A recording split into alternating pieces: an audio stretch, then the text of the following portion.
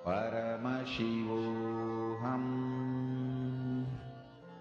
Om Nityananda Paramashivoham. Om Nityananda Paramashivoham. Om Nityananda Paramashivoham. Om Nityananda Paramashivoham. Om Nityananda Paramashivoham. Om Nityananda Paramashivoham. Om Nityananda Paramashivoham. Om Nityananda Paramashivoham. Om Nityananda Paramashivoham.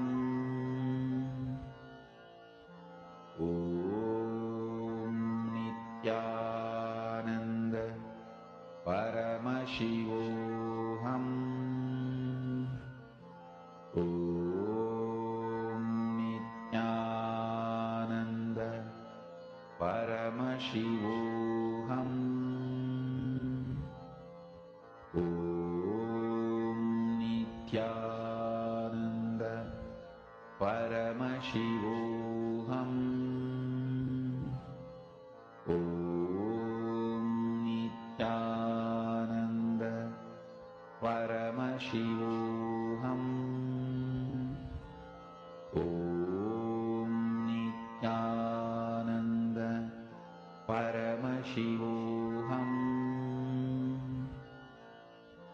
Om Nityananda Paramashivoham. Om Nityananda Paramashivoham. Mahamahavagya, spiritual lullaby for samadhi, and Suprabhatam, wake up call, wake up song for Paramashiva. This Mahamahavagya.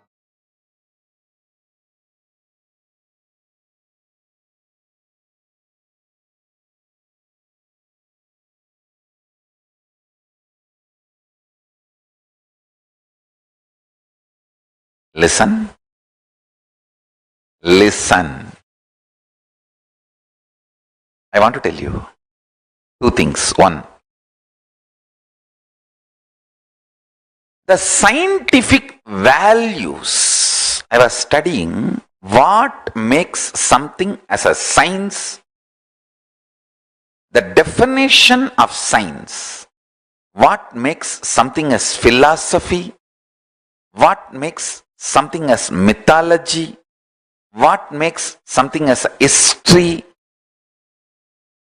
I was studying the definition of the qualities and the substance.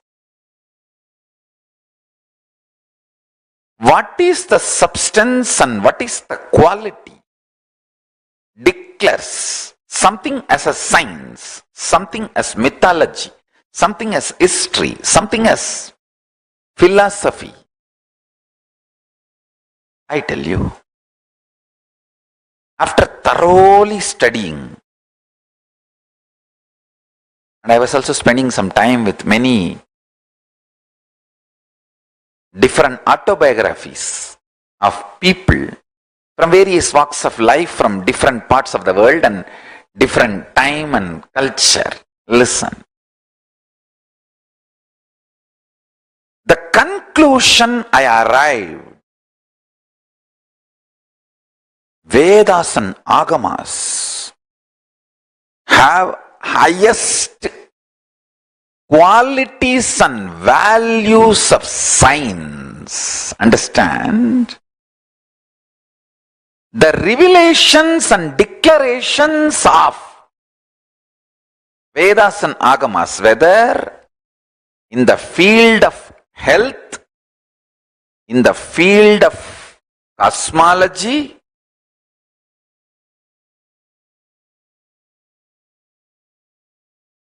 from simple healing your stomach pain to knowing the whole cosmos. The revelations of Agamas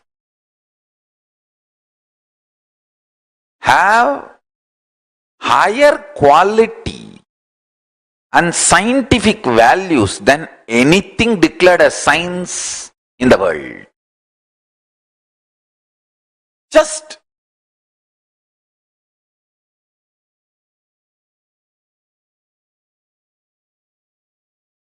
I need to wake the whole world to this reality. The Paramashivam Jnana, the quality, listen, the quality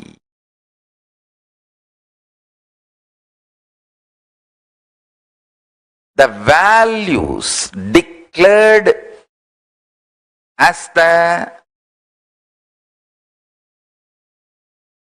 definition for defining something as a science. One example, that objectivity, ability to reproduce, reproducibility. There are multiple qualities of science. If you conduct an experiment, if you conduct a trial, if you observe, it should match all these scales. Only then you can call something as science. Those basic values, substance which makes science a science. If you see the declarations and revelations of the Vedic Agamic truths, what is revealed in Vedagamic truths is more scientific than anything called science on the planet Earth. My life's mission is to make humanity wake up to that reality.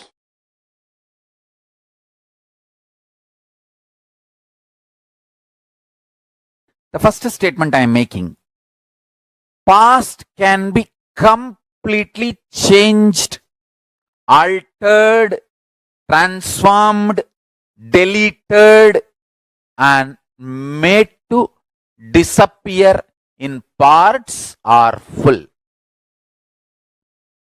and rewritten as we want.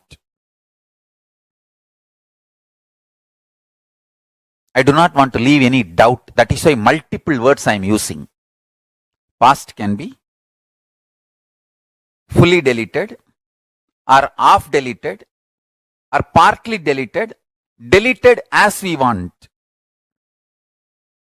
It can be transformed fully, partly, as we want. It can be changed, rewritten, fully, partly, or as we want. Understand?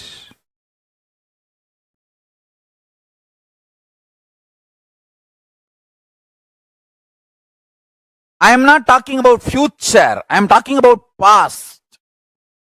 Let me repeat. If you think you missed it, I am repeating.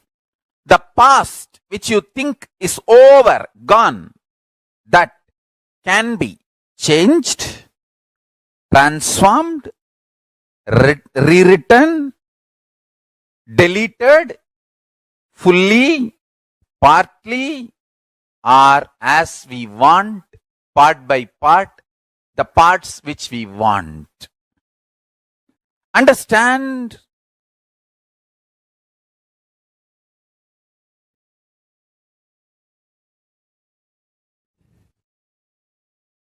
I'll tell you one small incident. I used to make a lot of beautiful deities in clay. I'll collect the clay after the Ganesh Chaturthi. The vendors, the people who make clay Ganeshas, they are basically the traditional family of Kuyavar family. The families who make pots and sell in the village. That families, they make Ganesha during the Ganesh Chaturthi. They bring clay from their lake nearby their house and bring it to the main center of the small town. I don't want to say town. Those days it was not town. It was a small town. They bring the clay and make Ganesha and sell, and the remaining clay they just leave it and go. And the local shop owners, they feel that remaining clay is a big headache to remove. I'll go and collect all of it and start making deities out of it. So I used to make a lot of deities and keep for Navaratri and make Navaratri Utsavam. My neighbor, all my neighbors were part of larger family.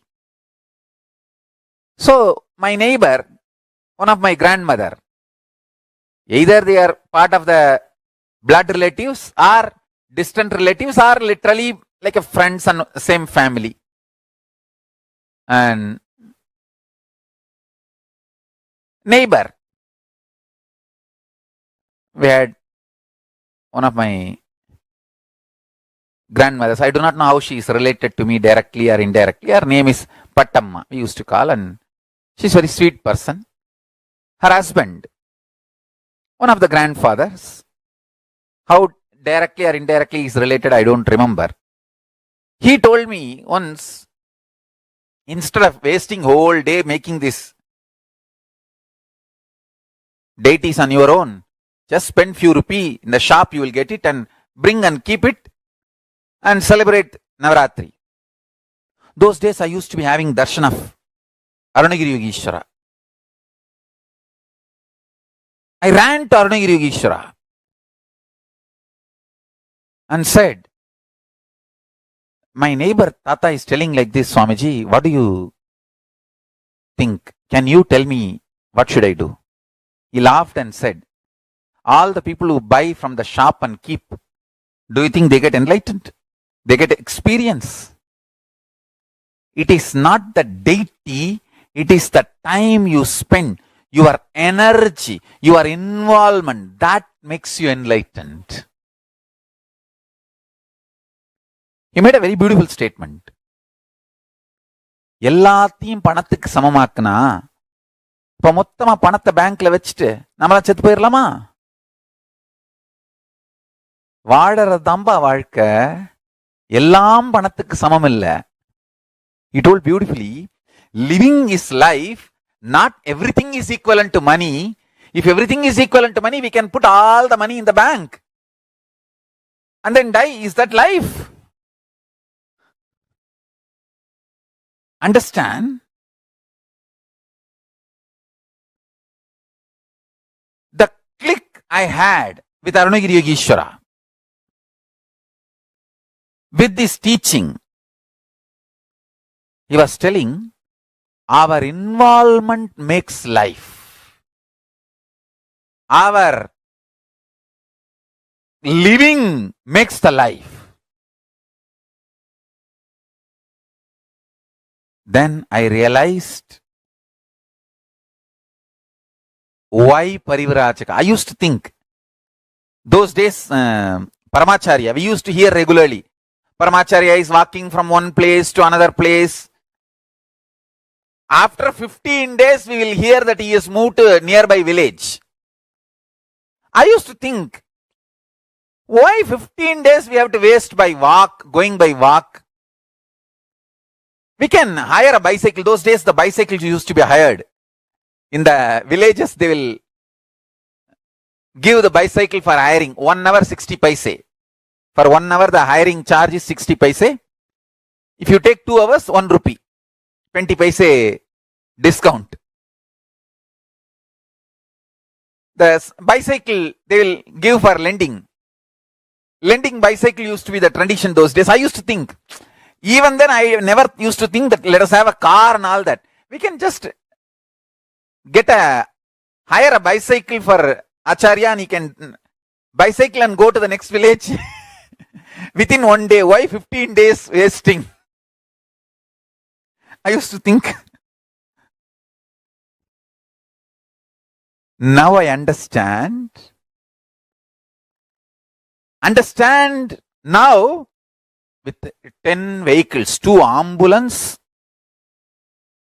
kitchen caravan, restroom caravan, 10 vehicle I am making people walk.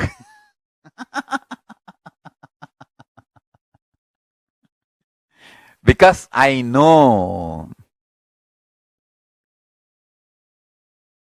Listen, I am making this statement very consciously. Anyone intensely dives into the now, the present life, gets the power, not just rewriting or writing, creating the future as you want.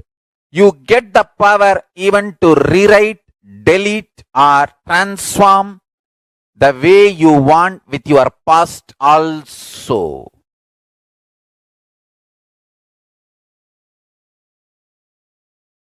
You may think Swamiji will always exaggerate. No. If you think I always exaggerate, you are man. You are human being. If you think he will tell the truth only, even though it looks like exaggeration, you are my disciple. If you think I always exaggerate, you are just ordinary human being. If you know, yes, it may look exaggeration, but he is always right. In few days I will understand, in few days I will realize what he said. Then you are my disciple.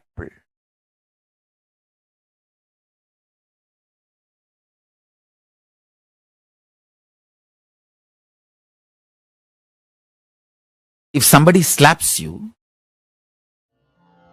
Om Nityananda Paramashivoham.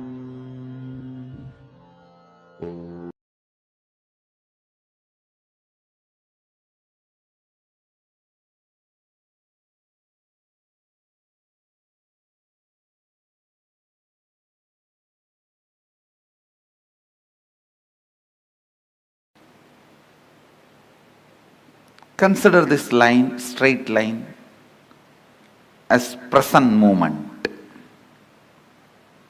Now, every thought happens between past and future. Please listen. Actually, from morning I am giving you different truths about time. Now all those zigzag puzzles will fall in place if you just grasp this one. All thoughts, it can be as simple as feeling like having a cup of tea, or as complicated as politically strategizing for some victory. It can be as simple as wanting to have a cup of coffee, or as complicated as political strategizing for some victory. Any thought means movement between past and future. Thought means nothing but you move to the past and future. This is past. Let's consider this as past, and this as future.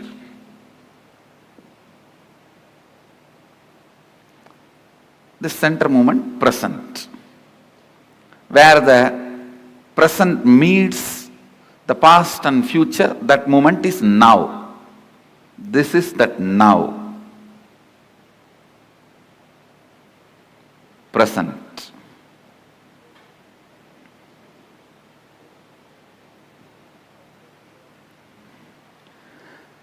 Understand, if these lines symbolically represent time, means this board is the space. Symbolically, this board represents space. On space only the whole time happens. Space is the most subtlest matter on which the play of time happens.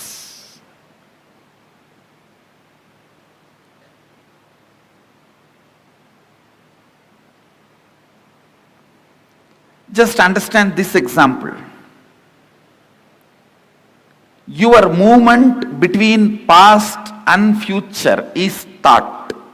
Like you jump from here to there to here to there to here to there to here.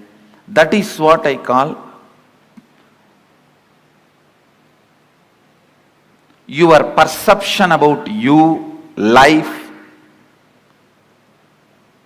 your existence. Your existence is nothing but the movements. Because till you know your real reality, as of now, whatever you know about you is nothing but your thinking. Am I right? Is there anything you know about you more than your thinking? Anybody? If you know something more about you, more than your thinking, this seat is for you. See, whatever you know about you is all based on your thinking. So, I can very comfortably assume your thinking is your reality as on now. Am I right? So, it is all about you jumping into the past and future, past and future, past and future. That's all is your thinking. That's all is your, what you call as you. See, what I call as you is much beyond than what you call as you. So now I am talking about what you call as you. It's all about movements between the past and future. And I want you to know, it has a direct utility in your life's balance sheet. So please don't think it is some philosophy, it is some metaphysics, it is some intellectual stuff. Allow every word to enter into you. It can increase your everyday balance sheet. Double. It can increase your everyday balance sheet. So allow this understanding to set into your system.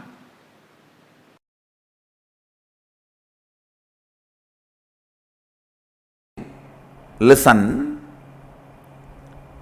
Your will can never be against the will of the cosmos. Your will can never be against the will of the planets. Your will can never be against the will of the universe. Because you have not willed, planets continue to do their allotted responsibility. If you will, they always come to you.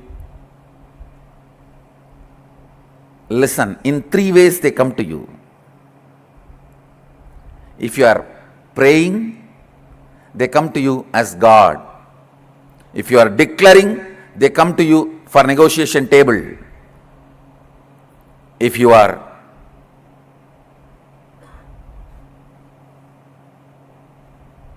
responding from the depth of oneness, Sadashivoham, they just do what you say.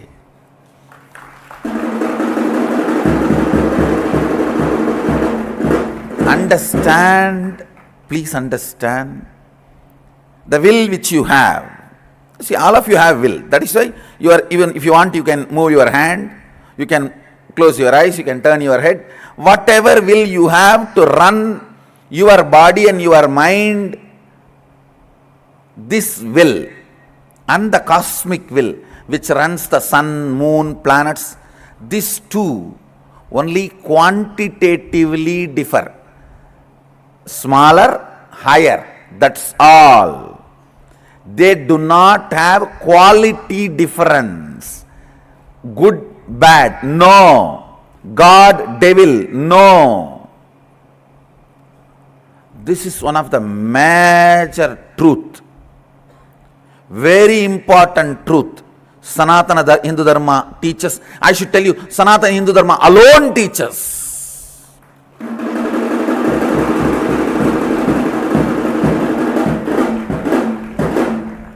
Whole Upanishad introduces you. Shrunmandu Vishwe Amritasya Putraha. You are junior Putra, son of immortality. So there is only quantitative difference. You are small and that is high. Amritasya, the state of Amritatva is bigger and you are smaller. You are Putra of that. But nowhere it says there is qualitative difference. Understand? The ideas you cognize are very important for the realization and manifesting your reality. Understand? The physiology of the reality.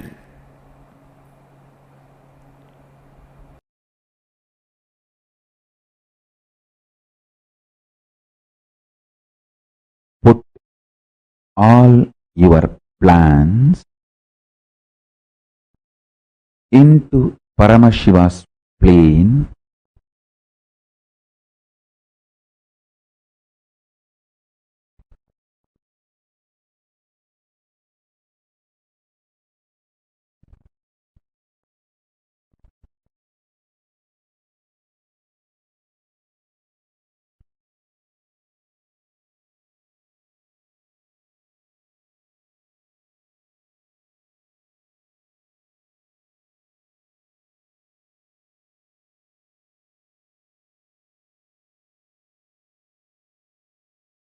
with the grace of Paramashiva.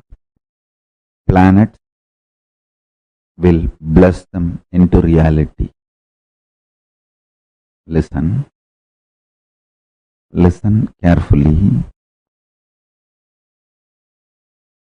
By experiencing Paramashanta Swarupa of Paramashiva inside you, every time offer your plans about everything into Paramashiva's Paramashanta plane, and he will bless the planet to make your plans into reality. Listen. I'm just mapping the whole science into words,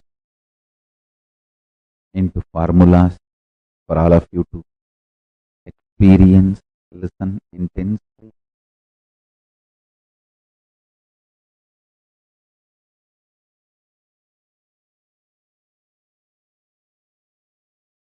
Your plans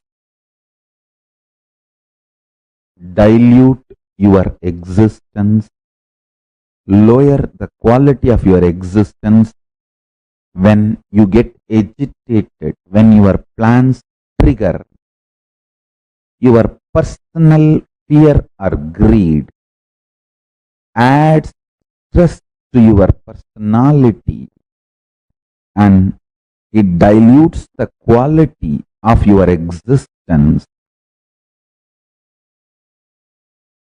neither the plans get fulfilled.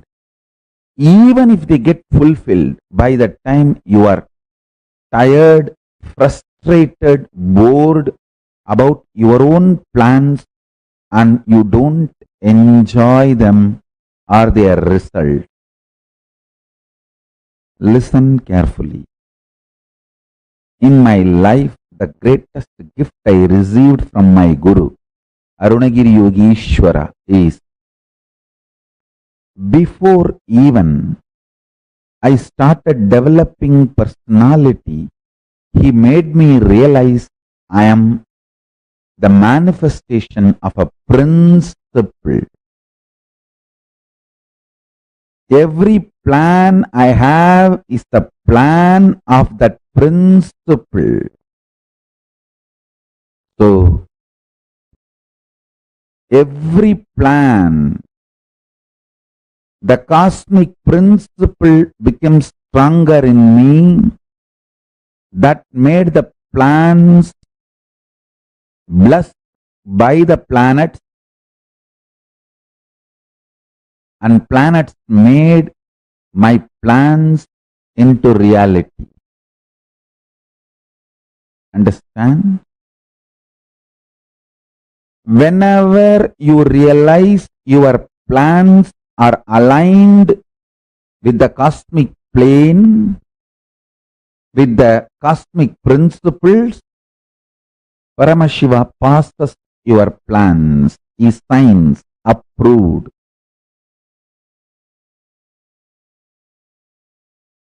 Executive order by the President of the Cosmos, Paramashiva,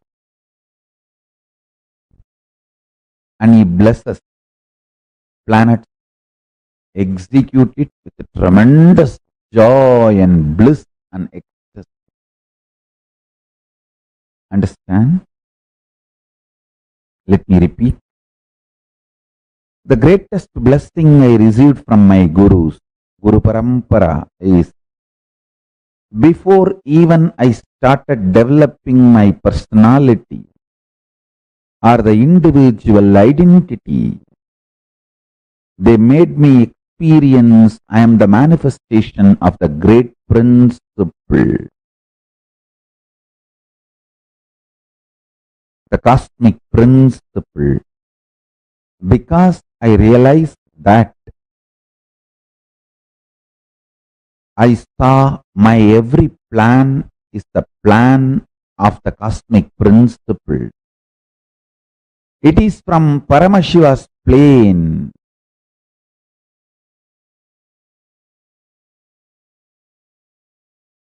Simply, planets manifest them.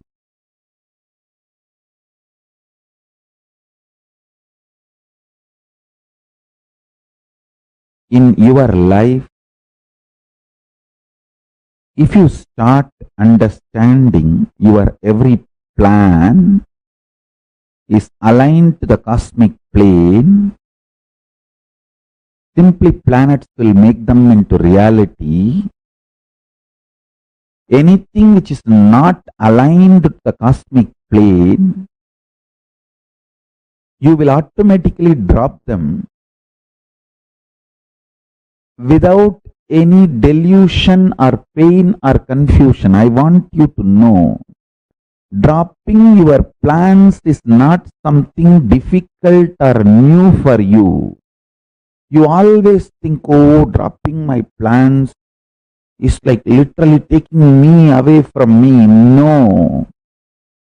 You have done billions of stupid plans in your life, and you should feel blessed that they all have not become reality. So dropping your plans is not something, most of the time you not only drop, you even forget your plans. In a way, that is a blessing. Paramashanta Swarupa, adding more and more peace in you will make you realize your every plan is connected to cosmic plane, and listen. Listen carefully. When you feel your plans are cosmic plane and planets are making that into reality, you will gain the confidence to surrender your whole individuality and personality to Paramashiva and realize you are the manifestation of the cosmic principle Paramashiva, not any separate personality or individuality. That is the ultimate vacation. That is what I call reaching Kailasa once for all. I just know I don't have separate personality, identity or individuality.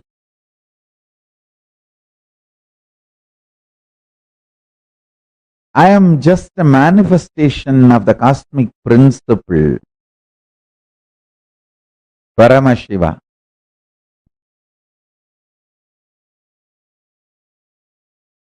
Absolutely confident of my existence, my plans, my plane and my planet.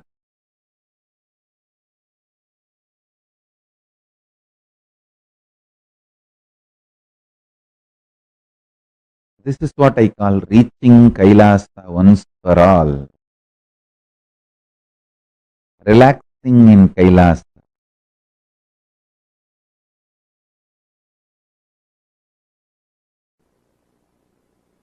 The most precious thing you have is your consciousness, life. It can be molded, manifested as you want just by your Ichcha Shakti. You need Kriya Shakti only to enjoy it, not to manifest it. Listen. What you want can be manifested just by your sheer Ichcha Shakti. Your Kriya Shakti, action power is required only to celebrate it, enjoy it. Let me explain more clearly, more straight. Listen. You want a healthy body to enjoy this world. That can be achieved just by sheer Ichcha Shakti. One of the biggest problem all human beings feel that they need to do a lot of actions, they need a lot of Kriya Shakti to achieve anything they want, health or wealth or enlightenment or powers.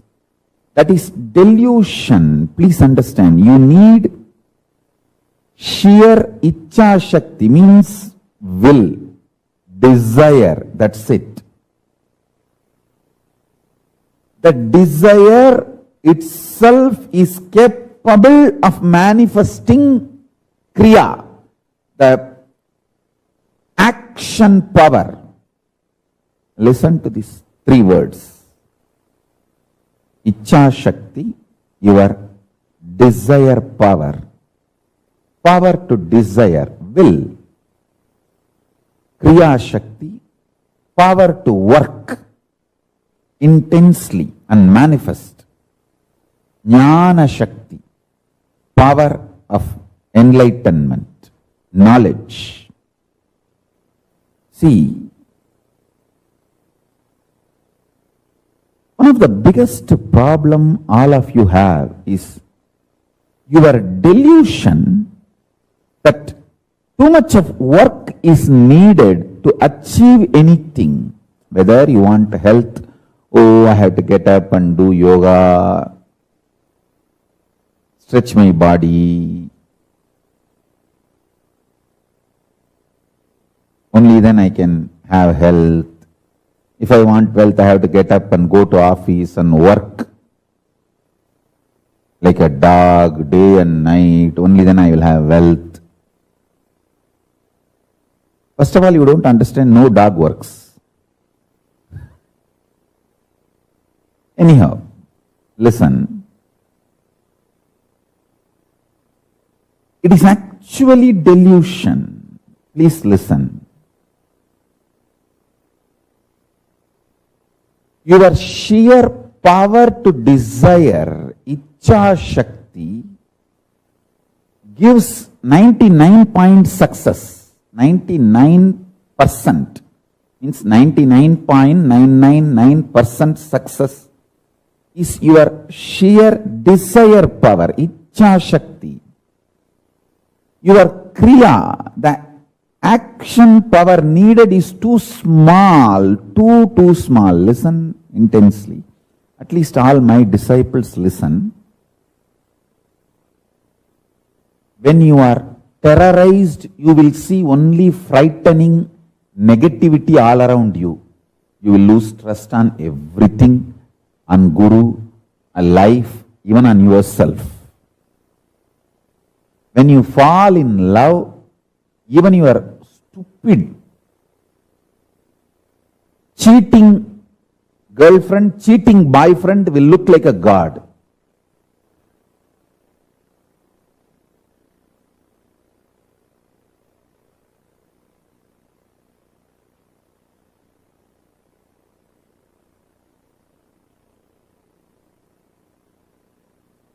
So your opinions are delusion. Don't build your consciousness, your life based on your opinions. Build it based on the true wisdom, true knowledge, right understanding about life. I tell you,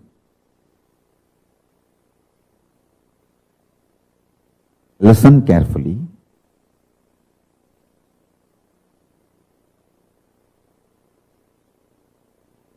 I'll give you this one example.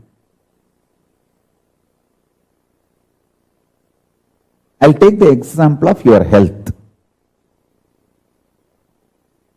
That's the most important thing. So I'll touch that example.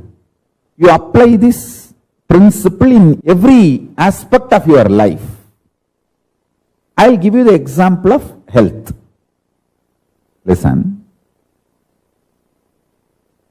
You always think if you need health, you need to do yoga, gym, diet. Too many things are involved in your health.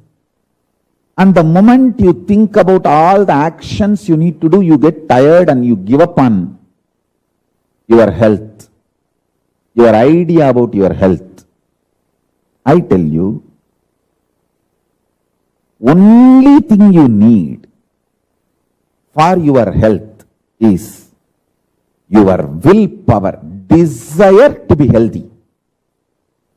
Just go on building that. Imagine you already have a healthy body. How it feels to be a healthy.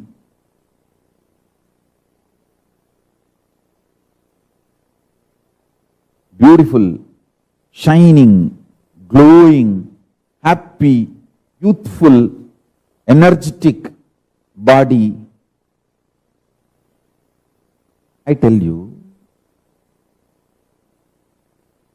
if the life is infused into your life, consciousness, if life is infused into your consciousness in the form of Icha Shakti, desire,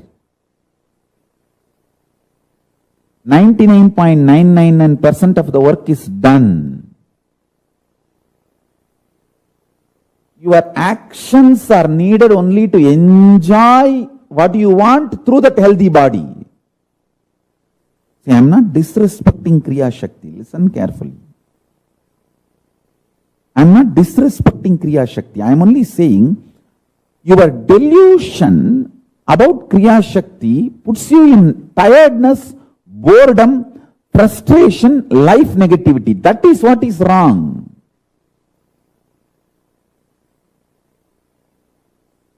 Many of my own disciples, I can list, I can name, your sheer delusion, fear, puts you in life negativity, frustration, and due to that frustration, you actually destroy your health and lose your life. I tell you, fill yourself with desire, intense desire for health. Icha Shakti. Icha Shakti is too powerful. Without even your knowledge, it will push you and make you do all your homework, your yoga, your gym, and your diet, everything without even your knowledge. If you are constantly thinking about, oh, I have to do this, I have to do that to keep myself healthy, one day you will go to gym and do some 10 biceps and find out 10 minutes workout, and then you will see, oh, whether my biceps have become big. You will be going on checking. Listen carefully. If you infuse Icha Shakti,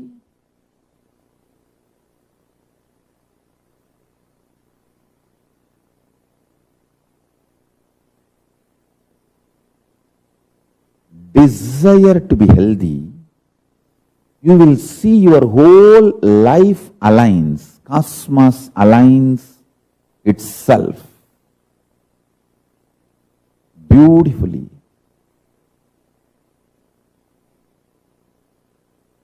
I am not telling all this to make you as a good human being or better human being. No. If you listen to all this, you will become good human being, better human being. Is different. My interest is not just making you as a good human being or better human being. My interest is to make you conscious human being, enlightened human being, enlightened being. I am telling you, your Icha Shakti, desire power, is intensely capable, powerful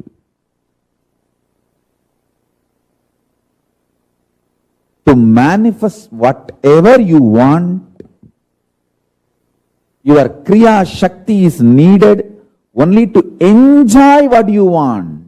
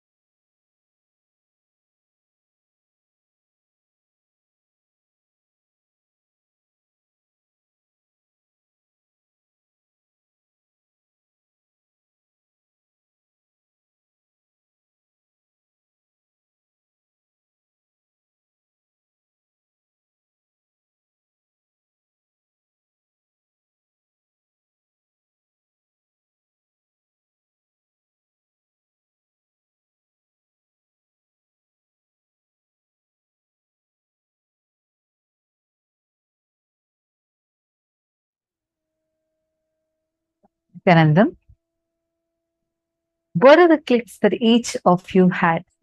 Please take a moment and please post. What are the clicks that each one of you here had?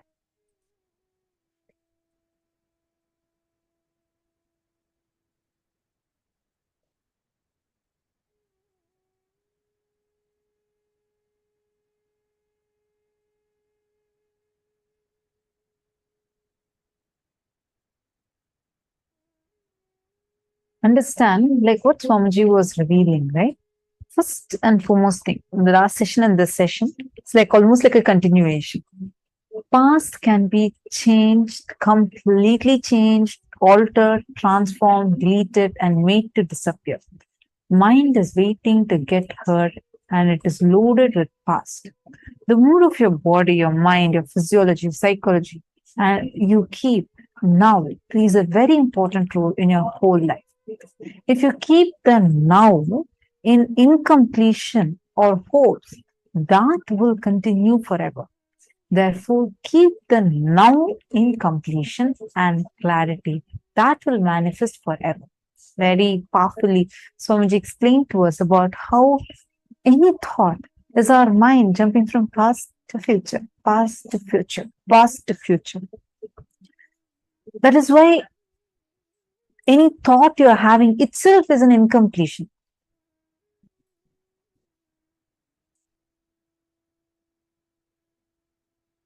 Many of you are understanding this so far. Did you all catch what Swamiji explained about offering your plans to Paramashivam? How many of you understood that? Take a few minutes and all of you do this internalization exercise and offer your plans to Paramashiva. That's exactly what you're going to be doing right now. First, I hope all of us understood about the TPS rate that Swamiji explained. Let us now see a small diagram that shows this, what this TPS rate means.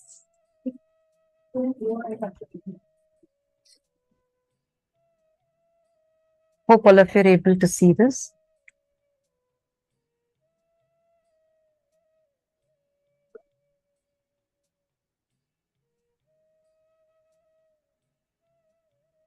In the diagram, the shaft is the center, represents time.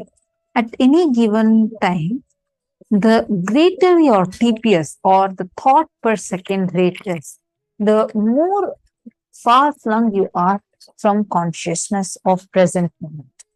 You are simply worrying either about your past or your future. You're worrying about the future, thus allowing it to slip into the past without ever getting a glimpse of the present. Swamiji explained to us about this time shaft, right? And Swamiji also explained to all of us how this jumping, constant jumping happens in us from your past to future, past to future, past to future. We all have this jumping, which is what is called as thoughts. No thoughts can ever happen in the present moment. Every thought that we have will either be from the past or be about the future. You can never have thought and be in the present at the same time.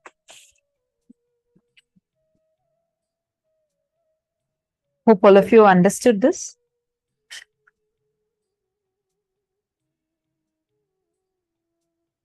Now, we all are going to do a quick internalizing exercise. The exact step that Swamiji had explained to us.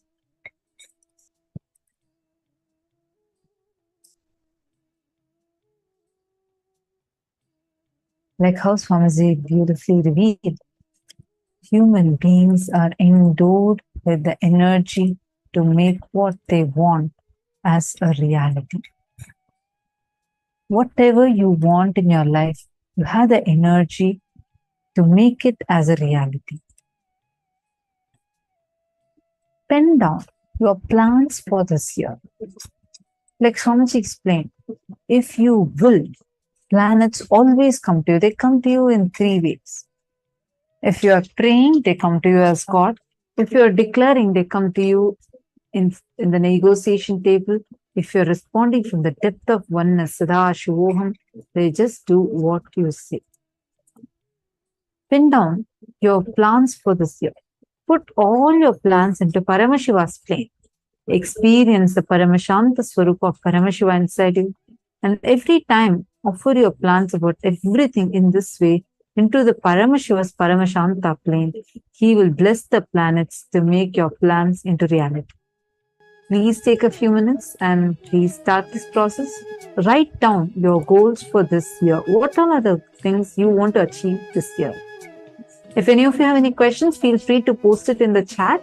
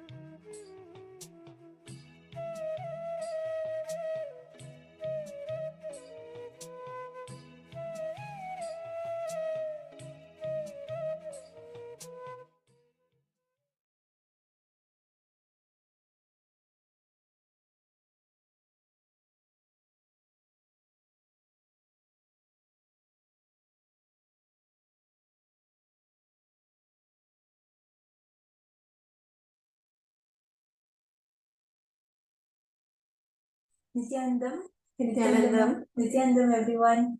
It is so nice to be here with every single one of you today.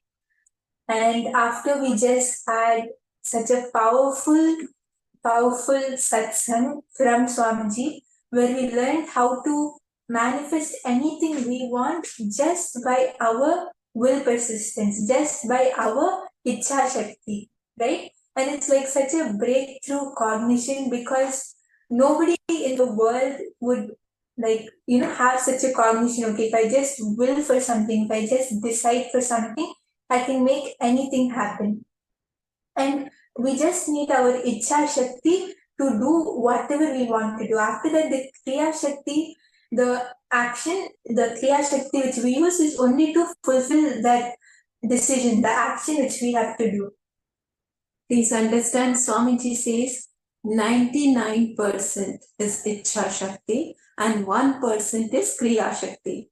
Meaning 99% is you need to seek for it, you need to want it badly, and 1% is the action required once you seek anything. The seeking is powerful enough to fulfill itself. Such a powerful cognition. And now, using the same powerful cognition, all of us are going to start the power manifestation.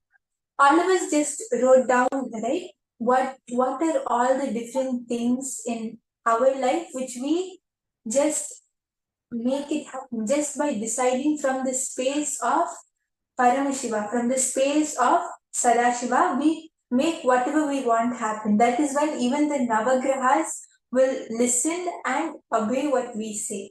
When we are in the space of Paramashiva, that's what Swamiji told, that is what we understood in today's internalization exercise, right? So now, using the same cognition, just by our Ichha Shakti, we are going to manifest this power.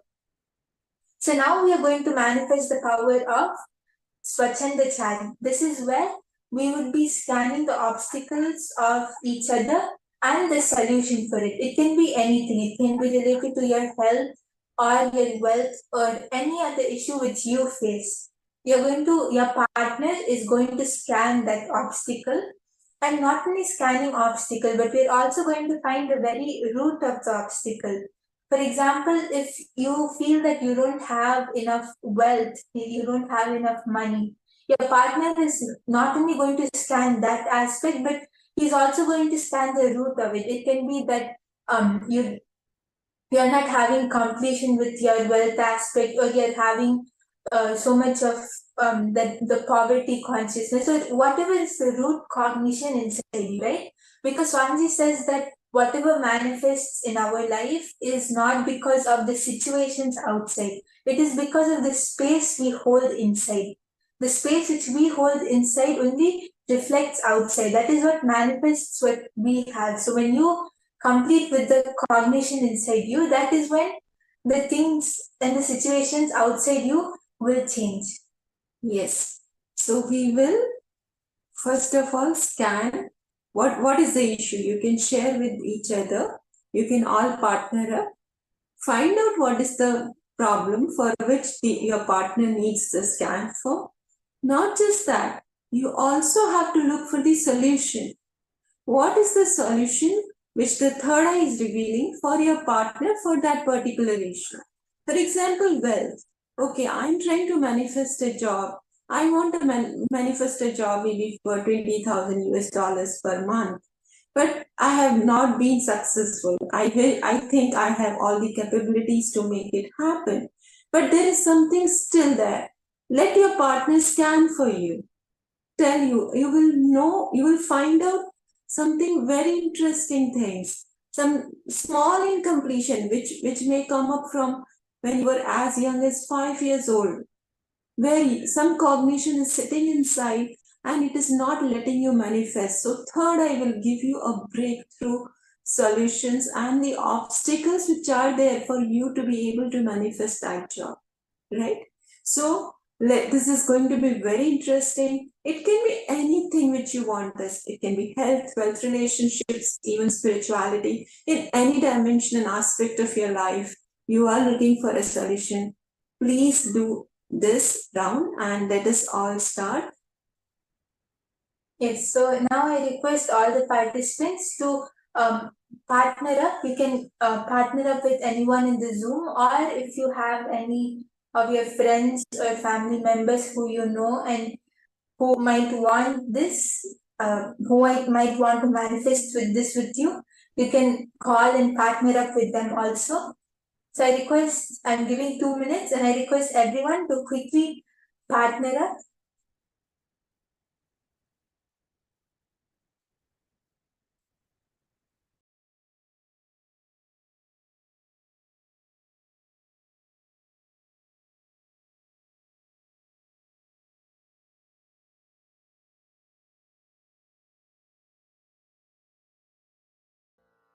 Paramashivoham. Om Nityananda. Paramashivoham. Om Nityananda. Paramashivoham. Om Nityananda. Paramashivoham. Om Nityananda. Paramashivoham. Om Nityananda. Paramashivoham. Om Nityananda. Paramashivoham. Om Nityananda. Paramashivoham. Om Nityananda. Paramashivoham. Om Nityananda. Paramashivoham. Mahamahavagya, spiritual lullaby for samadhi, and Suprabhatam, wake up call, wake up song for Paramashiva. This Mahamahavagya is spiritual lullaby for you to fall into samadhi. Suprabhatam, wake up song for Paramashiva to wake up in you. Just remember this one powerful cognition. This Mahamahavagya puts me in samadhi. This is spiritual lullaby for samadhi, and Suprabhatam, wake up song for Paramashiva in me, for Paramashiva to manifest. With this one spiritual powerful cognition, chant this Mahamahavagya. Yes, now I request everyone, once you have partnered up, we can start the manifestation. So I can see many of you are ready and you're sitting with your partners, or you have partnered up on the Zoom chat. So now we can start the manifestation. So I request everyone, just sit straight with your head, neck and spine in a straight line, and connect to Swamiji in your third eye. Just feel the presence of Swamiji in your third eye and intensely start chanting the Mahavakya. Let your whole body and let your whole being vibrate with the Mahavakya. There should be nothing else inside you except Mahavakya. You should not be having any thoughts. You should not be having any background music in your head. Just let the Mahavakya vibrate inside you. And put your awareness on your third eye, like how you would look at a rose, right? You would look at it with intensity, but you would still have the gentleness while looking at it. In the same way, just put your awareness on your third eye.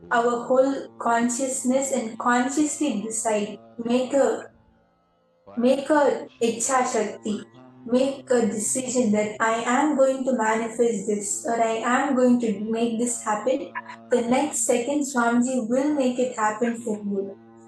Because for the manifestation to happen, Swamiji is just testing all of our will persistence. How strong do we hold it inside us? So just put your entire being into it, saying, I am going to manifest this, and you should not get up or do anything till you manifest. And you'll see the next second will manifest. So I request everyone to just hold this Ichha Shakti and chant the Mahavakya.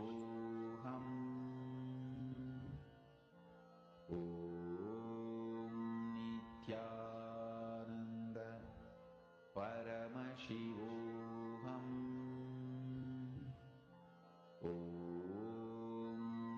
Nityananda Paramashivoham. Nityananda Paramashivoham.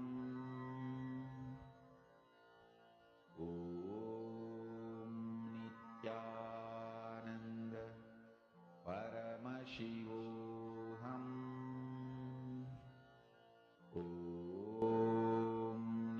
Nityananda Paramashivoham.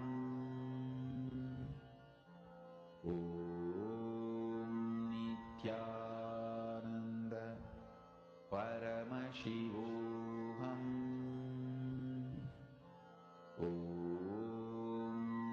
Nityananda Paramashivoham. Nityananda Paramashivoham.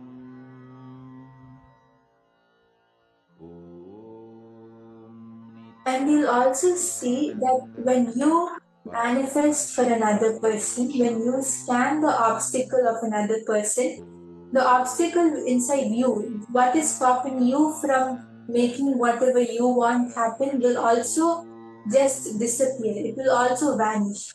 When you do the power manifestation and when you find solutions and scan the obstacles of other people, it reflects inside you. So that is when even your problems and obstacles will disappear. So I request all the participants, once Swamiji is starting to show you the obstacles and the solutions for it, you can start sharing with each other. You can post on the Zoom chat. And if you're connected with any friend or family member through your phone, you can confirm the answer with them and post on the chat how was your manifestation. So I request everyone to go ahead and you can post whatever Swamiji showed you. You can share it with your partner.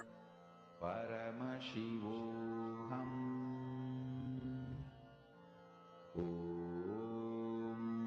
Nityananda Paramashivoham.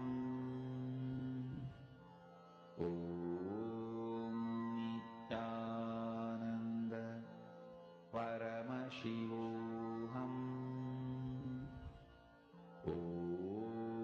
Nityananda Paramashivoham.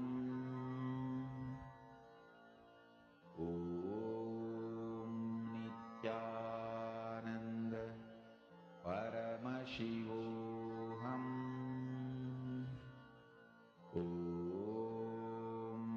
Nityananda Paramashivoham.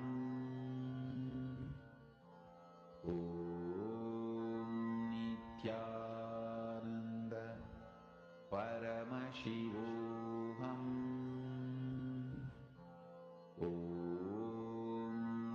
Nityananda Paramashivoham. Nityananda Paramashivoham.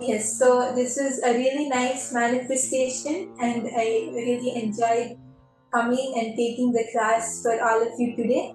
And we are going to continue more power manifestation classes. So even if anyone feels that you have not been able to manifest yet, it's completely fine.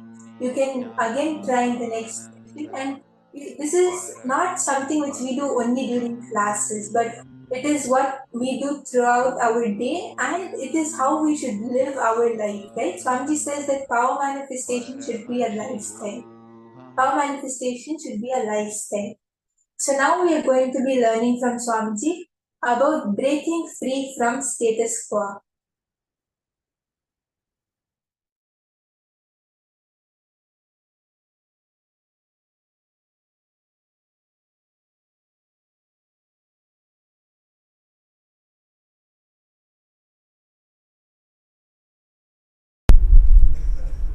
The whole modern day education system is just to keep you in continuous confusion in the name of imaginary fear-based plans.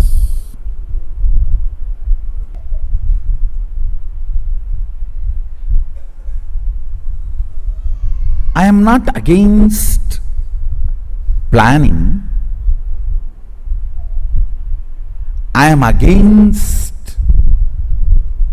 enjoying your confusion, laziness, stupidity in the name of planning. Completely disconnecting you from reality and the requirements of the life is modern day education, where you are taught very well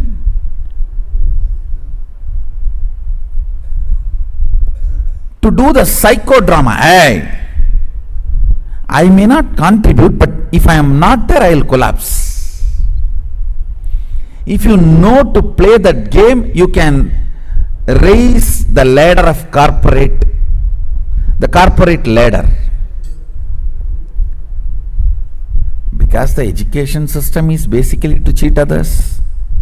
So naturally the fellows who are evolving through that system will be cheating the owners. It is like you cheat me, I cheat you. The whole thing is vengeance based.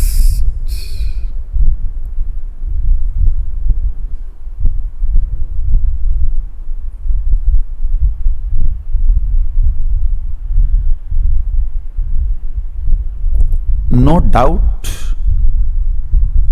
when you build large buildings and develop a city, you need to understand how the sewage water need to go out, how the electricity circuit need to be provided, how the drinking water supply need to happen, how the people who are using the city will come in and go out. No doubt, but surely planning cannot replace living. The fundamental damage done is making the person believe life is difficult. Once the person starts believing life is difficult, even picking up this and keeping there becomes a big project plan. Will this table take the weight, and the weight is 200 gram, and the table's depth and the material in which table is made of, and the stress test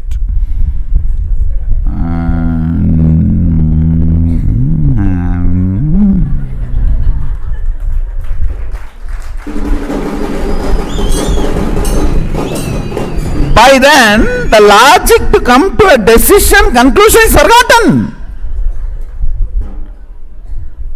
Now, with what question you started thinking, what for you started your analysis is forgotten.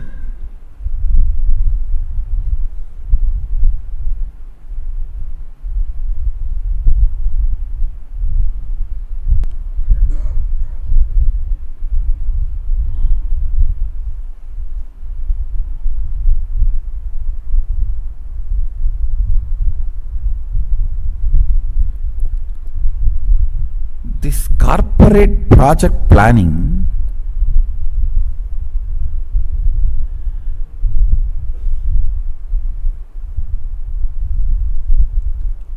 established in the fundamental false understanding life is difficult.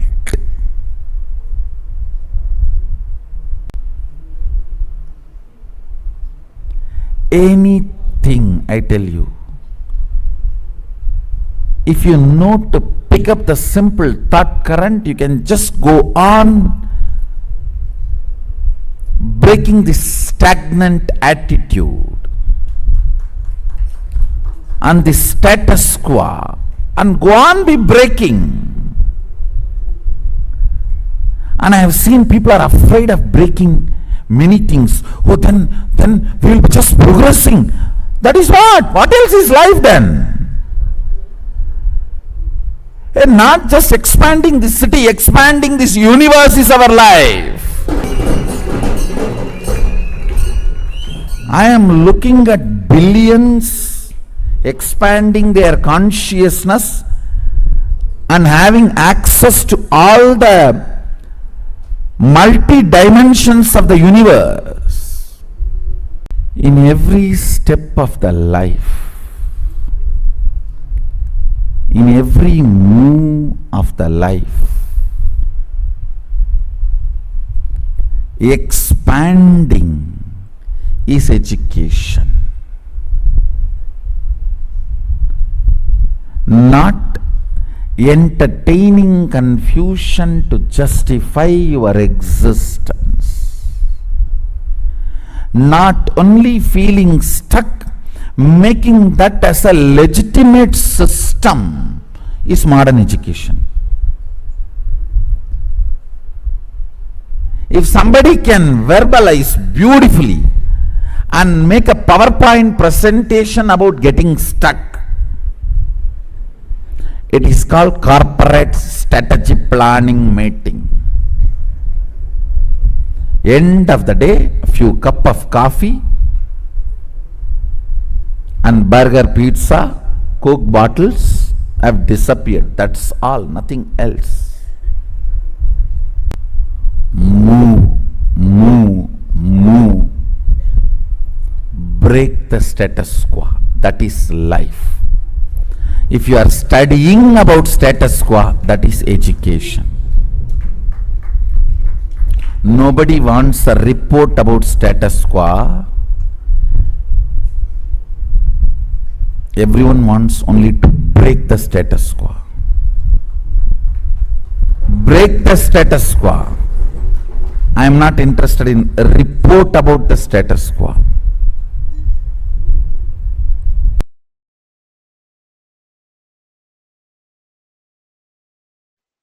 This is the greatest secret for being successful forever. Actually, I am going to make only 3 statements. Listen. Consciousness resides in you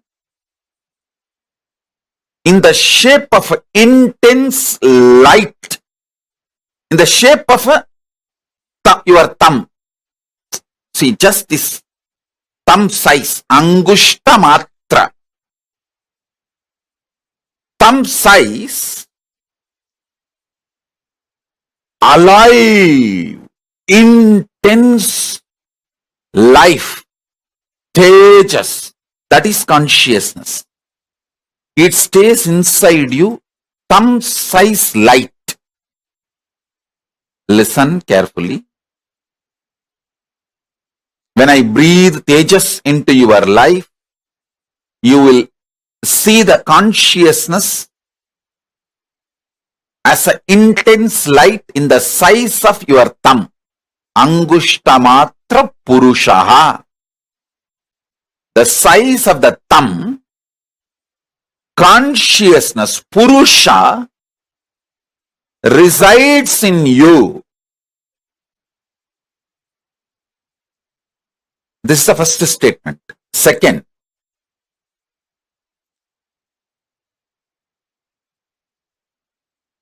that Purusha is connected to all the minor chakras of your body. When I infuse energy into the Purusha of you, that Angushtamatra, your will to exist, your consciousness, your soul, it spreads to all the minor chakras and into your life. Listen. Listen to this. When that energy manifests into your minor chakras and from your minor chakras into your whole life, everything you want will go on be happening.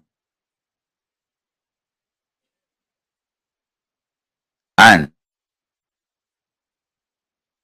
your consciousness, your free will to do right or wrong is your power. That size of the thumb, Angushtamatra Purusha in you,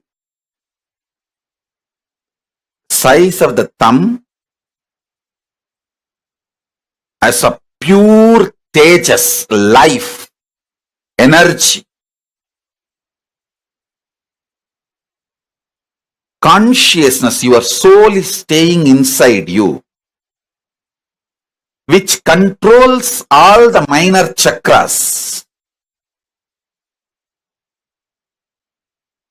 And that pure tejas, soul,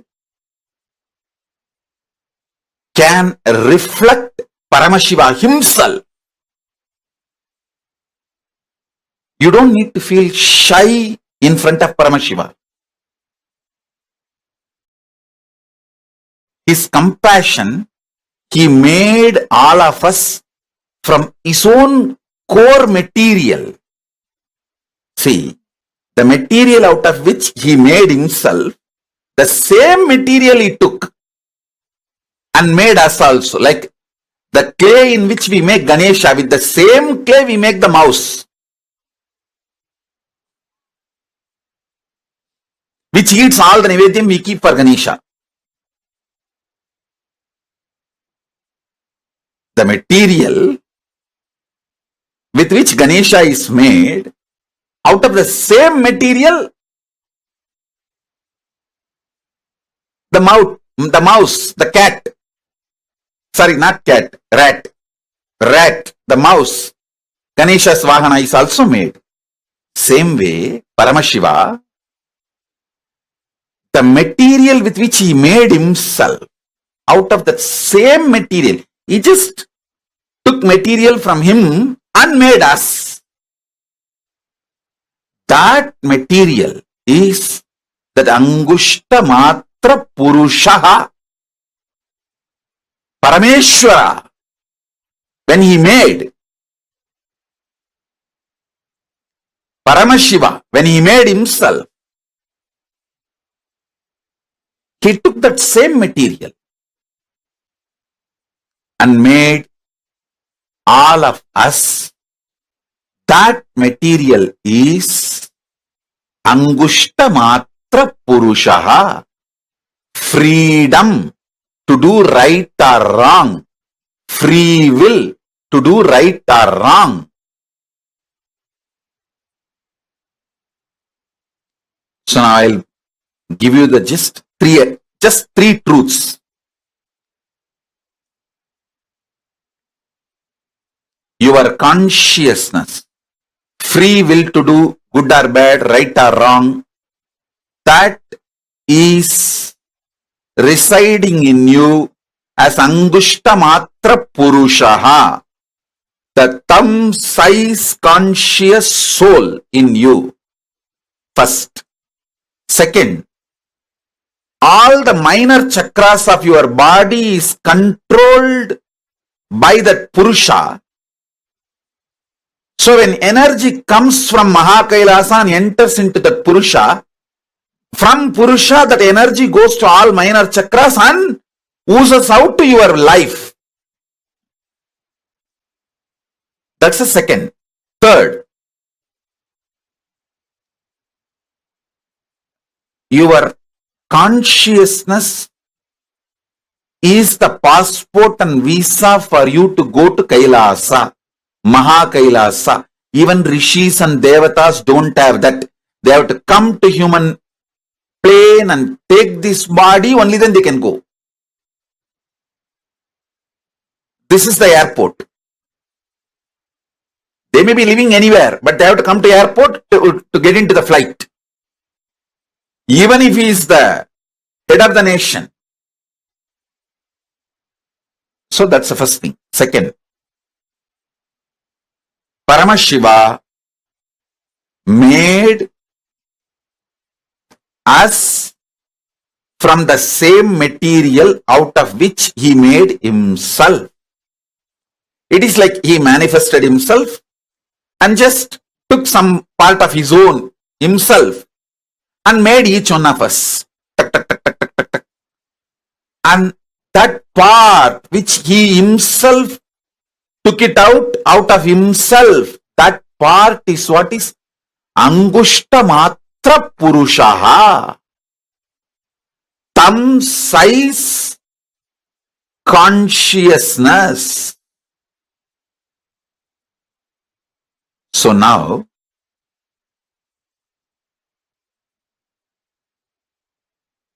I will import more tejas, energy, consciousness from Mahakailasa and infuse into all your Angushta Matra Purushaha.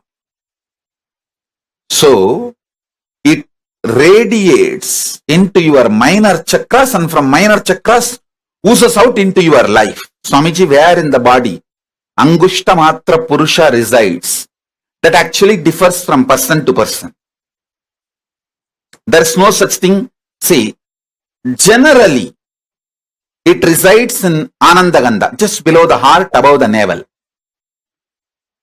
Just below the heart, below the Anagata chakra, above the navel chakra, this region. Generally, but it is not mandatory. You have to experience Angushta Matra Purusha only there. Sometimes you will experience even on the third eye, the Angushta Matra Purusha. Sometimes very highly evolved beings experience even on the Dwadashanta, means 12-inch above the Sahasrara. Dwadashanta.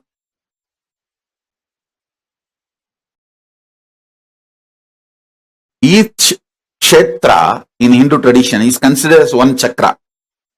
For example, Tiruvannamalai is considered as a Manipuraka chakra, navel center. And Chidambaram is considered as heart chakra, Anagata chakra, heart center. Madurai is considered as Dwadashanta Sthala. That is why in my name, our national anthem, Kailas national anthem, you will see Kailasonnata Dwadasanta Shyamala Pita. Kaila, among the Kailasa's manifestation, the highest Unnata, Dvatashanta. Madurai is considered as Dvatasanta Sthala, Kshetra. Matra Purusha can be experienced in any place. Is Angushta Matra Purusha, same as Atma Rama. Yes, you can call it as Atmanada, Atma Rama, Atmeshwara, and all those words means the same. Angushta Matra Purusha. In Upanishad, we use one more word, Pratyagatma Chaitanya. Even that word is Angushta Matra Purusha. Atma Rama can be used to say Angushta Matra Purusha. Atma Linga, even that word is used as an equivalent to Angushta Matra Purusha. Upanishad uses at least 20 different words to explain the Angushta Matra Purusha in the same meaning. So Atma Rama is one of the word. The Ramayatis, Ramayat Sampradayis, they call the same Angushta Matra Purusha as Atma Rama.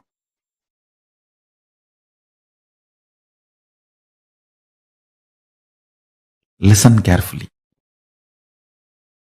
The cognition's inner software which operates your system, which generates your desire patterns, your joy patterns, your pleasure patterns, your greed patterns, your fear patterns, your anxiety patterns, your depression patterns, your frustration patterns, your good idea of your bad, your right, wrong, all which you generate, which is generated inside your system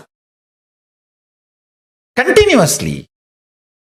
That source software should operate with more and more by the qualities of consciousness, Paramashiva, not by the qualities and ideas of body, but by the qualities and ideas of Paramashiva, superconsciousness, consciousness, the state, space, powers and being of Paramashiva.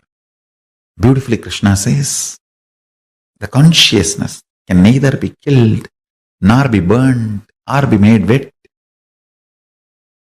The great qualities of consciousness should be your cognition about you. Consciously decide to program, meditate, contemplate, declare to yourself, you are consciousness, Paramashiva, even with you.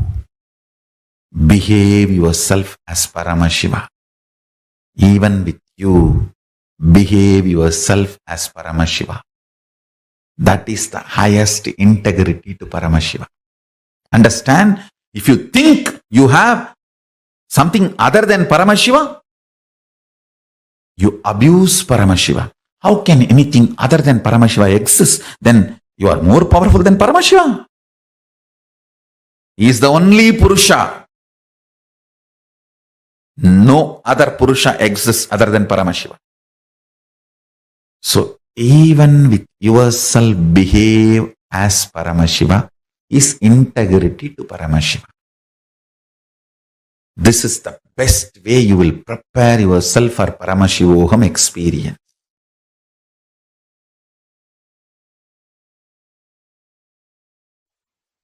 Reality. Listen. Reality is what I am going to work now in this superconscious mutation process. Listen. You are alive. You are alive. That's the only reality. You have some amount of money. You have certain property. All this is imagination approved by society and law of the land, but not reality. How many of you are realizing it? Raise your hand. You are alive is only reality.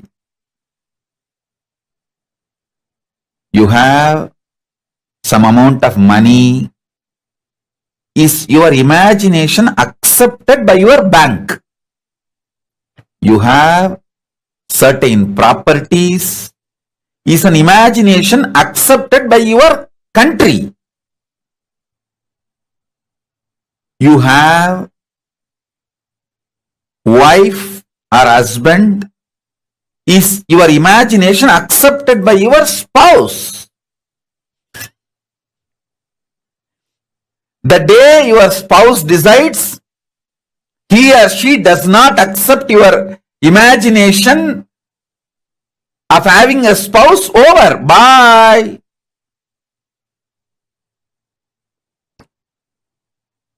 You are alive is only reality.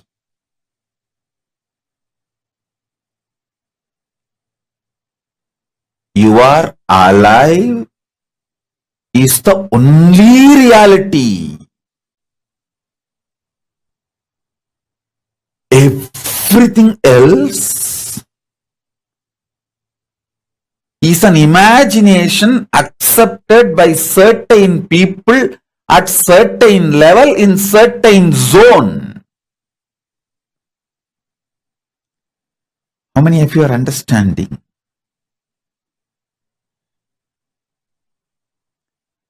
Other than you being alive, everything else is imagination. How many of you realizing this truth? Other than you are alive. That's the only reality. Listen, even if you think you have a 6 feet body, you have a beautiful body, or you have an ugly body, all this is also imagination inserted into you by certain people, accepted by certain people, and kept alive by certain people. Your shape, size can change anytime, and it is constantly changing. Sometimes more than 3 pounds a day you change. Up, down,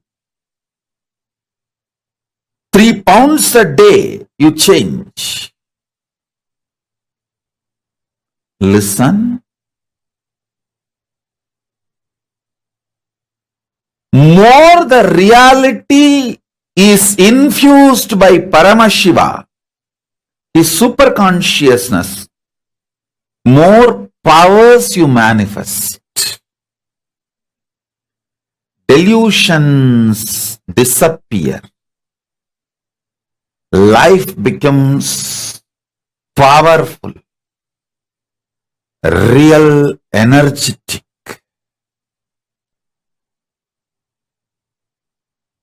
Don't be afraid of reality. That's all. Don't forcibly cling to delusion. Don't forcibly cling to delusion. If your life becomes more and more energetic, powerful, delusions lose power over you. In multi-level, evolve in reality.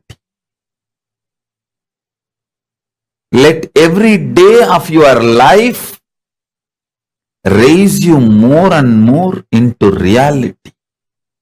Ravana is not wrong when he shows his power.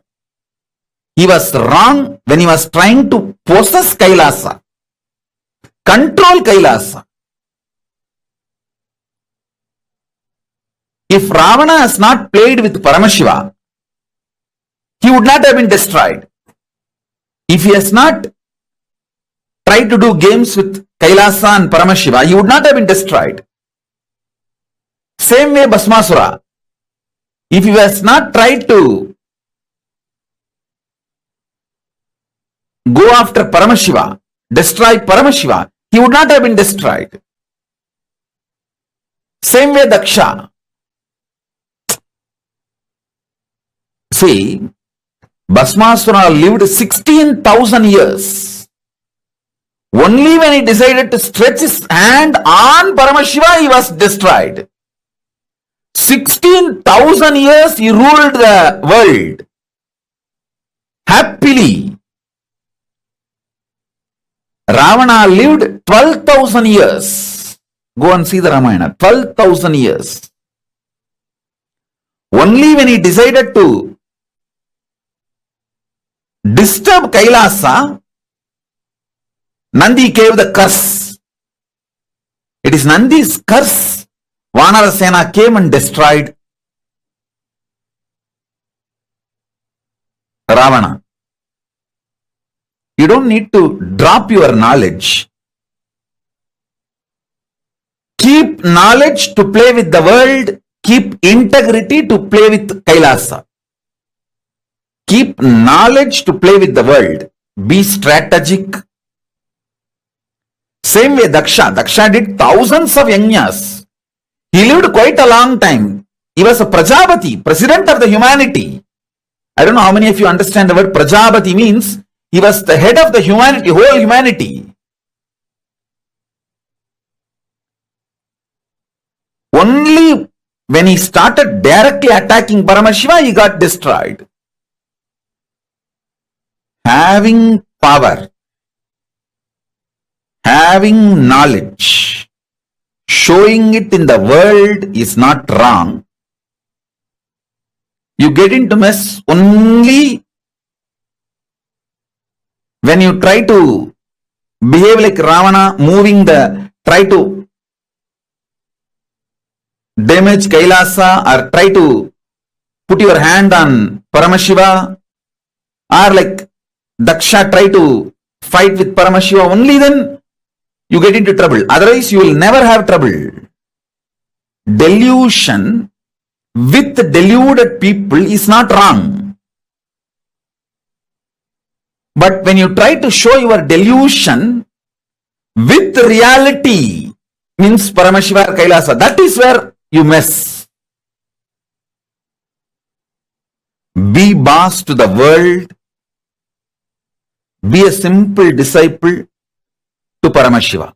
Then you will be successful forever. As long as Ravana did not try to possess Kailasa, he lived ruling 3 worlds. I don't know how many of you know Ravana had the title Ravaneshwara. Ravana was living like a Ishwara for 3 worlds. Only when he decided to possess Kailasa, try to shake Kailasa, he got into the mess. Within 3 years he was killed. When he decided to take Kailasa and try to move Kailasa, after that only 3 years he lived. That's all. 12,000 years he lived as a Ishwara because he tried to disturb Kailasa only 3 years. Within 3 years he was destroyed. Ravana would have been great if he has not tried to fight with Kailasa. Nobody could have killed Bhasmasura if he has not stretched his hand on Paramashiva. Daksha would have been the Prajapati. I don't know how many of you know Daksha is a Smritikara. He wrote the first jurisprudence. Manusmriti was second, not first. Daksha Smriti was the first. Manusmriti was second. Because Daksha Smriti was discarded by Paramashiva, Manusmriti became popular. I don't know how many of you know. How many of you know that Daksha is the son-in-law of Manu? Manu's daughter is Daksha's wife. Because Daksha's Smriti was discarded, Paramashiva asked Manu to write one more Smriti. So Manu wrote the Smriti, that became the jurisprudence for human beings. Otherwise, the first jurisprudence was written by Daksha. Because he directly dared to attack Paramashiva, he was destroyed. Otherwise, he would not have been destroyed. Delusion being used with deluded people is okay. But don't try to use the delusion on reality. That is the only place where you mess it. Your delusion becomes too much. You think through your delusion you can play with reality. You can't sit in negotiation table with Paramashiva. You can't threaten Paramashiva. You can't use greed, fear, anything to deal with Paramashiva. Understand that. Simple, straightforward surrender. Conversational relationship. You will always win and protected. You will see everyone whom I am protecting and constantly winning in their life games. Just see, only thing they have is conversational relationship with me. That's all. And I know they will not try to use their delusion, fear, anger, violence, greed to deal with me. Use all that to deal with the world, not with me.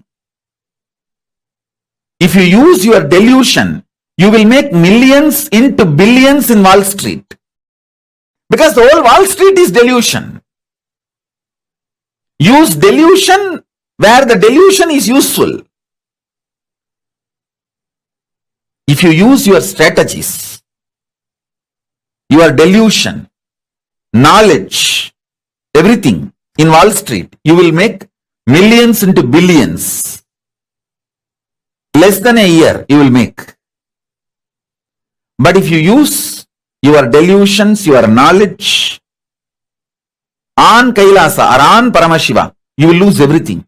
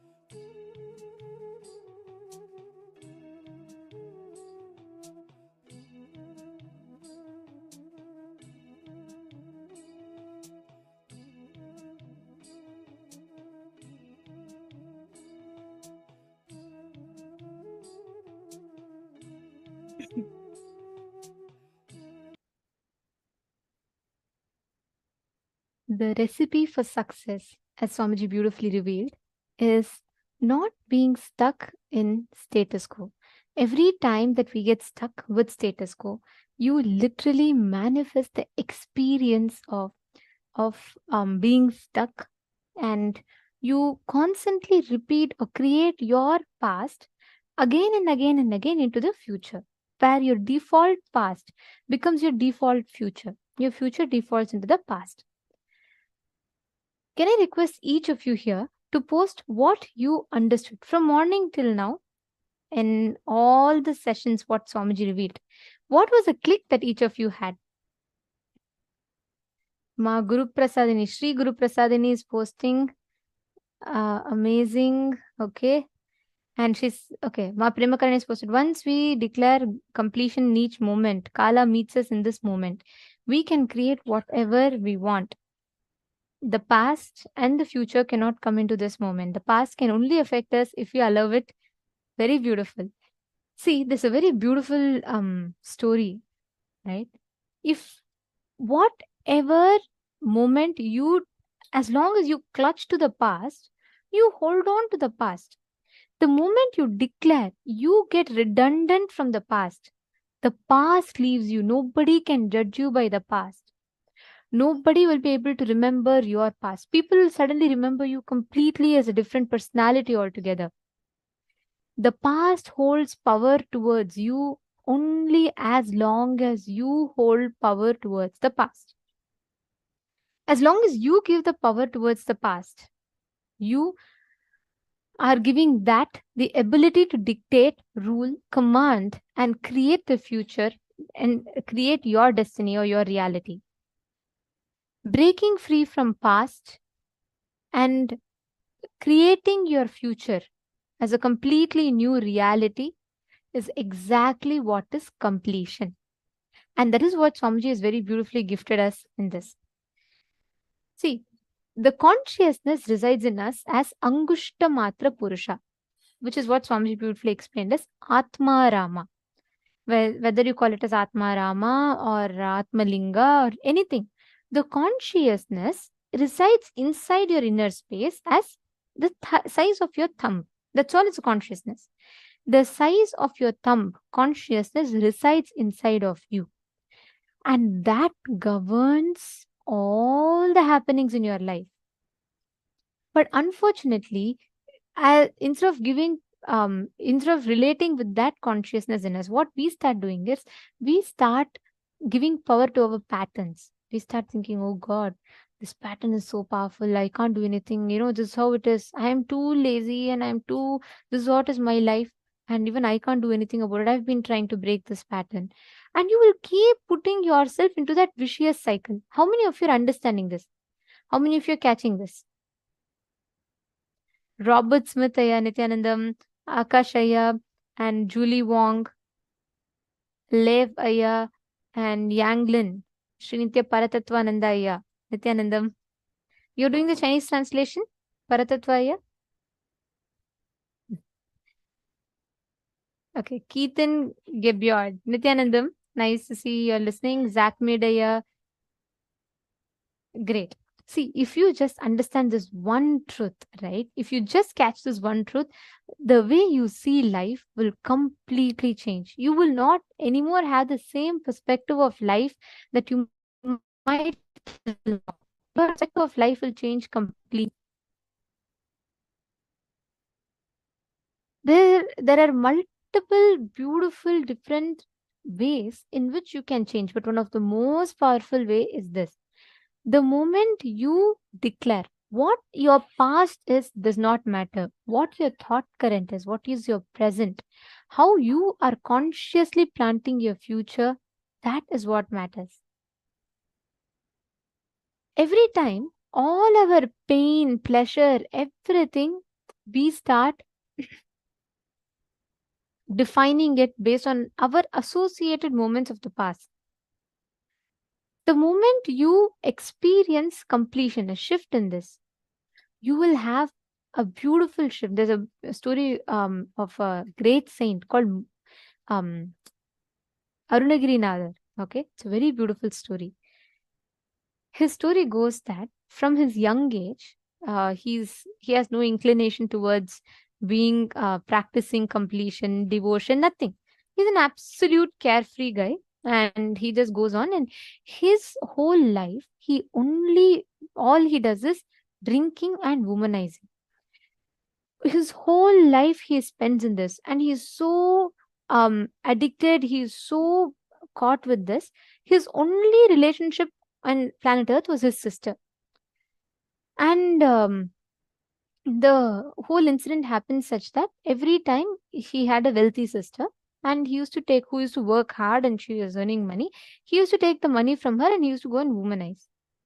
It went to such an extent that he caught leprosy, and people started hating him. People started feeling disgusting to come next to him, and nobody wants to come with him. And he gets so this thing, so he's trying to go, and then he uses his sister's money, and the sister says, look, I have no more money to give you, and all my money is over. You have spent them all, and even if this is not able to fulfill you, his sister happens to be a great devotee of Paramashiva. So she tells that even if this cannot fulfill you, all my money is over. You can only take me. If you want, take me. That one statement shakes Arunagirinadar. It just completely shakes him. He's like, oh my God, what a life have I lived. I have come to an extent such that my own sister is talking to me like this. Have I become so this thing? It hits him so deeply. He realizes what disgusting life he has lived. So he decides, I am no more worth living for all that I have done. There is no prayaschitta, means I cannot do any atonement for whatever I have done. I have lived a very, very, very wrong life, and there is nothing more that can be done. And he's so this thing, and he decides he goes to the Tiruvannamalai temple, the very birth town where Swamiji was born. He goes to Tiruvannamalai, and he goes there. He prays to, he just connects to Subramanya, and he tells, listen, I have done too many sins in my life. I am not worth living at all. Like, there is no way I can do any damage repair for what I have done. So the only thing I can do is I can just give up my life. So he says, oh Muruga, he just calls out Subramanya. He just says, Muruga, I am jumping, I'm giving up my life. Like that, he tells, and from the temple tower, he jumps. First he goes, he bangs his head on the wall and everything. He finishes, then he goes to the temple tower, he climbs up the wall, and then he's about to jump. And the moment he jumps, he closes his eyes and he jumps. Suddenly he feels like someone came and caught hold of him. He's shocked. He opens his eyes and he sees it is Subramanya who is standing there, Bhagavan himself.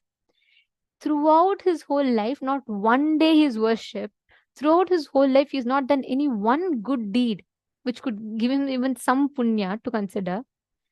But he's shocked to see that suddenly Subramanya is coming and saving him. And he asks, oh Muruga, what have I done in my life that you are coming down to save me? What have I done? I have not done anything good in my life. Why are you coming down to save me? Subramanya very beautifully tells him, see, just like how when you go to a tree, like there are a lot of birds in a tree, even once you clap, one sound you make, all the birds in the tree will fly away, right? Same way, Subramanya tells, just once before you jumped, you called out my name. All the sins of your past flew away. Tell me, this moment, are you ready to live enlightenment? Are you ready to live this? That's all matters. Then Arunagirinadar completely surrenders. He tells, I have realized, and I don't want that life itself anymore, Subramanya. What you have done to me is he's so enamored by that love. He tells, let my whole life be dedicated to you. That one moment of his decision, almost 30 years of womanizing, drinking, and whatnot, you would now you would call that kind of a person as a criminal. What life he's lived. One moment, just once, he calls out the name of the divine with his, from his heartfelt realization. He realizes what he's done and he calls out to the divine. Subramanya himself manifests physically and holds him from dying. From that moment onwards, today, Hundreds of temples are dedicated to this enlightened being, Arunagirinathar. He has composed so many songs on Subramanya. He's performed so many miracles. Nobody remembers him from his past. The whole world tells his story to show how great he is. Nobody judges him. Nobody holds any grudges. Understand? That is the power of completion. This is exactly what is called rewriting your past. How would you describe a person normally? You would have called him, he's a worst sinner. He's done all these kind of sins and all that, and so many things will happen. There'll be so much of stigma associated around him, and they would be like, nobody will like to be associated with him. But today, see, to this great being, to this man who was once a womanizer, hundreds of temples are built and worshipped. Why? His past did not matter. From the moment he decided, he lived such a life he lived. His whole past was rewritten.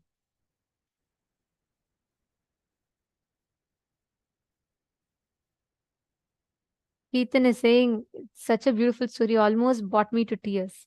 Understand, actually, this exact story that we heard, we all have that possibility in our life. We are not bound just because of something that happened in the past. You are not bound to recreate that same future as your reality. But what do we do if it were us? Okay, you don't even need to go to the extent of what he did. Even if you lost something, one financial loss or one relationship breakup, what do? We say all our life, we say, God, I couldn't even maintain one relationship. What am I going to get? Okay, next relationship also, this woman is going to cheat me, or this man is going to run away from me. We create this as our reality. And we are so okay to have struggles, incompletions, project your future based on your past, and put ourselves into that vicious cycle. Our forum is saying, wow, this is so subtle and powerful insight from Bhagavan. And the story gave me powerful cognition, so I don't need to feel guilty for my past deeds. Ma Nityananda Jnana Yogini. Yes, ma, understand, guilt is the original sin. Even you doing mistakes is next. If you're feeling guilty about your mistake and sitting, that is the biggest crime than doing the action itself. Understand, guilt is nothing but looking at the past with updated intelligence. If you just learn and move on, it is different. But guilt is a very, very cunning trap that our mind lays for us to never move forward. Imagine, does your guilt help you actually evolve? Okay, let's say, for example, you stole money. Okay, 10 rupees, 20 rupees you would have stolen from something. If you really feel guilty, which is when I say guilty, I mean if you realize what you did is wrong, if you identify what thought current made you pick that money, complete with it, and realign and decide you will not do it again. That helps you evolve. That is not wrong. But the mind lays a very cunning trap. It will say, oh God, look, I have stolen the 20 rupees. God, I know I will never be able to stop this. Actually, it's a very cunning way. Your mind strengthens your pattern to repeat the same thing over and over and over and over again. This story is a pure example of how the moment you decide, right now, your whole past can be burnt. Ma Priyatma Surupini. Even for you to manifest, like you're saying, right? You had told before in the previous Paramashivams that you want to be part of Kailasa. There's so many things. Understand, your husband is not responsible for the future you're manifesting. Your own decision is responsible for it. One side of you is so intense, so strongly connected to Swamiji and wants to be a part. But there is one more side of you which is afraid of taking responsibility. If you just break free from that, like how Arunagirinathar, how he manifested a life. Today, everyone sings his glory. Like, can you imagine? We are giving him as an example for so many people. Why? If it was normally another person, if not Subramanya had not saved him, people would have killed him with guilt. Guilt is the original sin that we all commit. It puts us in status quo and never lets you grow, nor lets you evolve, nor lets you drop, nor lets you move on. It doesn't allow you to do anything.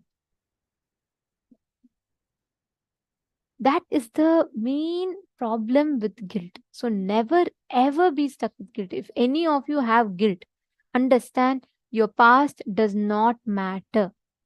What matters is what is the exact reality you are creating in front of you. What is your decision now? How many of you are consciously deciding now to create the future out of completion? That is what matters. How many of you are consciously deciding?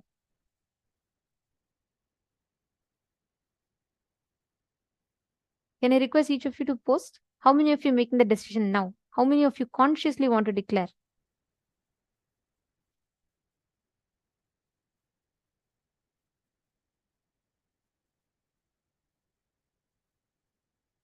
Ma Vinuta Nagaraj is asking, what plans align with the universe? How will we know? Swamiji said it should be aligning with the universe. Understand, Ma? Universal thought current means absolutely stress-free, absolutely complete, absolutely blissful, not feeling the up or down. Like, for example, visualize the cosmos. When you experience the expansion of the universe does not have a high or low. Means cosmos doesn't feel excited about something. Temporary happiness does not happen. Same thing, it doesn't feel any depression. Both of them do not happen. Cosmos exists as it is. It just keeps expanding, expanding, and expanding. That universal consciousness expanding continuously happens. Now, what plans will align with the universe? Whenever your decisions and actions are taking you towards your higher goals in life, whenever your actions and decisions are aligning you to the core identity that you are Paramashiva, one with the cosmos, that is a plan alignment to the universe. You just need to understand this. Ma Vinuta, if your current decision, if you think your current decision is aligning you towards a brighter future, that means be clear, you are in the right track. When I say brighter future, what do I mean? If your current action is taking you one step closer towards you experiencing that you are Paramashiva, you are the divine. If it's coming from that powerfulness, you are in resonance with the whole universe. Getting it? Suma Vimala is asking a question. Rewriting past connects me to a mandala effect. Ma. Can we still manifest by just declaration even when we have not attained unclutched space and oneness? What exact story I told you is answer for that. I think you've asked this before the story. Ma Vimala, the whole story I told you is an answer for your question. Your past does not matter. Array, you could have been a worse criminal. It is not, see, Arunagiri Nadar is not one lone example in the vast ocean of Hinduism. Hundreds of examples are there. Valmiki, how many of you know Valmiki, Maharishi Valmiki, who wrote the whole Ramayana? Today, people worship him, revere him. Do you know who Valmiki was? He was a thief. He was a dreaded thief. He used to stand in a pass, basically a mountain pass, and he used to jump on anyone who used to come that way and rob them, kill them. People were terrified of going to that path. One day, Narada walks by and Valmiki again jumps, asks Narada saying, give me the whatever jewels or money you have, give me everything. And Narada just stands and he looks at him and says, I don't own anything. Everything belongs to me, but I don't own anything. Valmiki is like shocked. He's like, what do you mean you don't own anything? And he says, no, I don't own anything. I have the wealthiest thing, which is the mantra, which is Ramanama. So I don't hold anything other than that. And Valmiki is surprised. He's like, what are you talking about? Then Narada says, what use is all the wealth that we are carrying? Because all of these wealth doesn't come to you. No, nothing will come along with you. Valmiki says, no, I am earning for my family, because when I leave my body, my family will come along with me. They all will be there, and they will be there with me throughout my life, even after I die. Then Narada says, look, all right, I have nothing to gain from this. But why don't you go and check with your family and come back? When you die, will they come along with you? If you have to die today, go ask them. Then Valmiki is surprised. He is so sure that his family loves him so much. In fact, he's doing all these crimes for his family. So he tells, I'm giving my life every day, putting my life in risk for them. Of course they'll come. Narada says, don't worry. I will wait here. It's my promise to you. Just go check and come. Valmiki says, all right. Then he goes and he goes home and he goes to his wife. He rushes to his wife, whom he loves so dearly. And he goes to his wife and says, dear, I have given so much to you in my life. I've lived for you, for giving you comfort, and I rob, steal for you. When I die, will you come along with me? The wife is shocked at the question.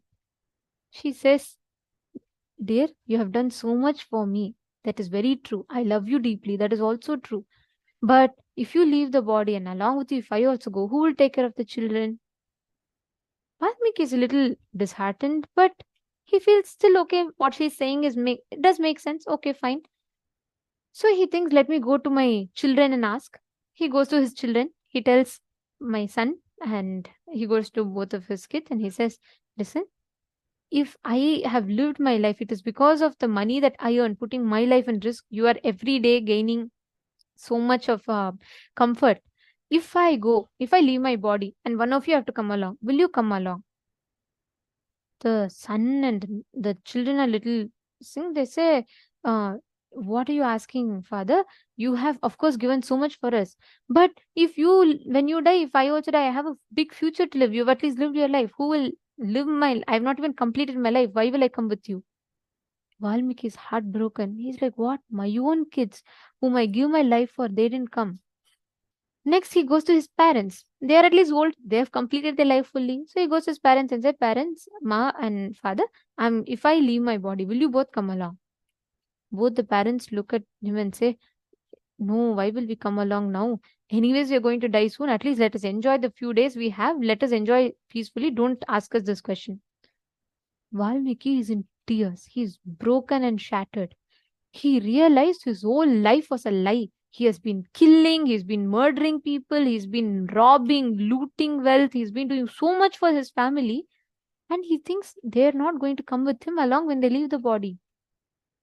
He's dejected. He goes back to Narada. Narada says, look, your past does not matter. Nothing is going to come with you other than the inner consciousness that you carry. That moment, Valmiki realizes, falls at the feet of Narada, and he tells, whatever is the greatest thing, teach me. Narada beautifully tells, I only know one word, which is the greatest thing. He says, Taraka Mantra. That is the greatest word. I'll tell you that. You just keep chanting that. That will take care of everything. Then he tells, Rama, Rama, Rama, Rama. Just keep chanting Rama, Rama, Rama. You sit. And Valmiki takes that as Guruvak. He just sits. He starts chanting. He chants Rama, Rama, Rama, Rama, Rama. He continuously keeps chanting. And a whole anthill is built around him. He's so soaked in that meditation. The whole anthill builds around him. And Rama himself comes, gives him enlightenment.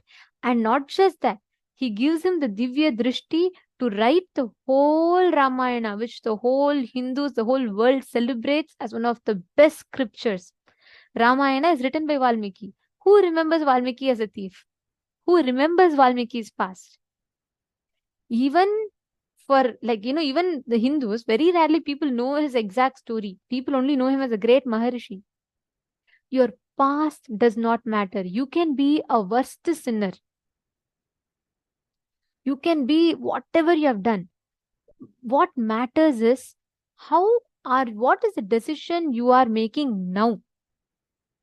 If your decision now is to create the future as you want consciously, you will manifest that as reality. If your decision is to let me just be stuck in this, I'm going to be manifesting some inauspicious future, you will be stuck in that. This is the reality of life. You see so many messages.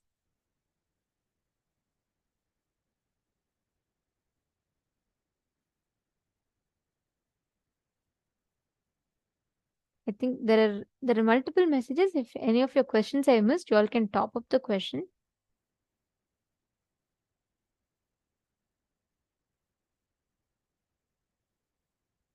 Ma Carmen Maris, how to free yourself from the past?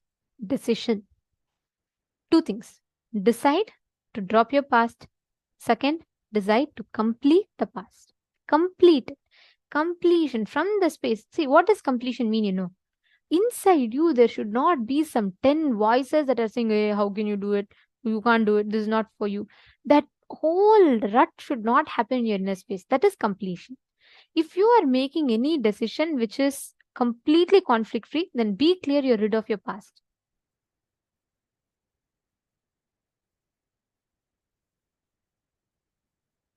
Ma Carmen Maris, you can do completion using numbers also, but listen very carefully. When you relive, see, if your decision is conscious, it's not, see, when Arunagirinatha decided, he didn't simply decide. His decision came from the very being. He said, either I decide and create a new future or I die. It was do or die situation for him. Like, that was a strength with which he decided. It was not our morning we will decide, I'll go to work, and by afternoon we'll say I want vacation. It is not that type of a decision. So your decision should come with that clarity in you. If your decision is coming from that clarity, then you will surely manifest. Ma Nitya Rajeshwari is asking how to complete with different persons, their behavior or feelings we meet or met in daily life.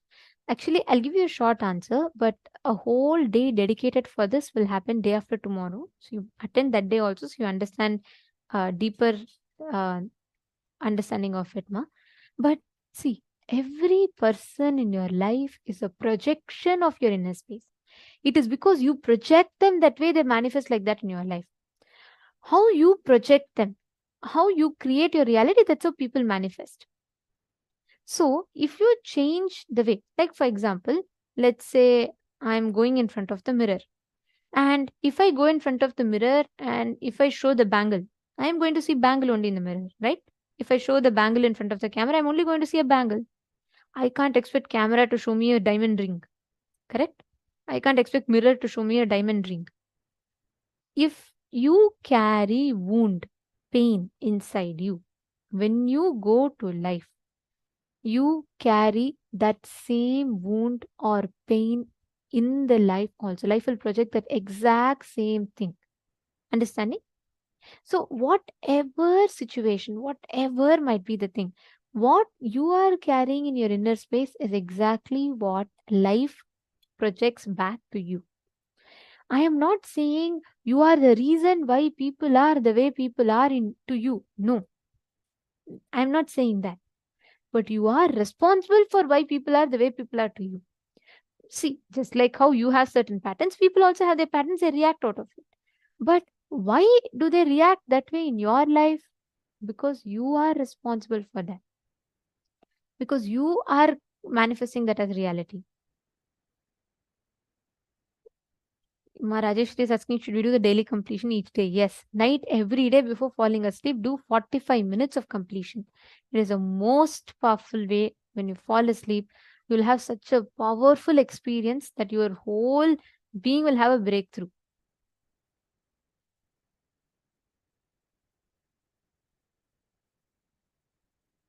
Okay. So hope all of your questions are answered. Any other questions?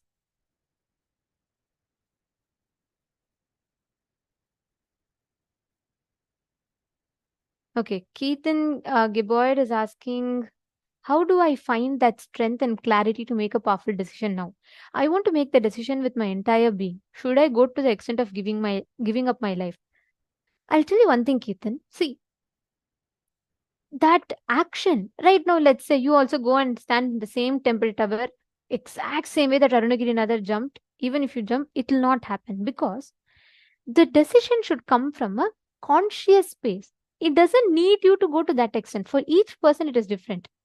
How it should come is from your consciousness, which means if there are no conflicts inside you when you make the decision, somewhere in you it should not tell, are you sure it will happen? Like, I have done too much. Okay, Arunagirinatha and all is a story. But how about for me? If these kind of conflicting thought currents happen in you, that means it's not a conscious decision. When your urge becomes urgent, when your want becomes need, you will manifest it. Right now, it's a choice, right? Like right now, for you, enlightenment could be a choice. It's it's part of your laundry list, right? Like you will be like, okay, let me do this, this, this, and then enlightenment also.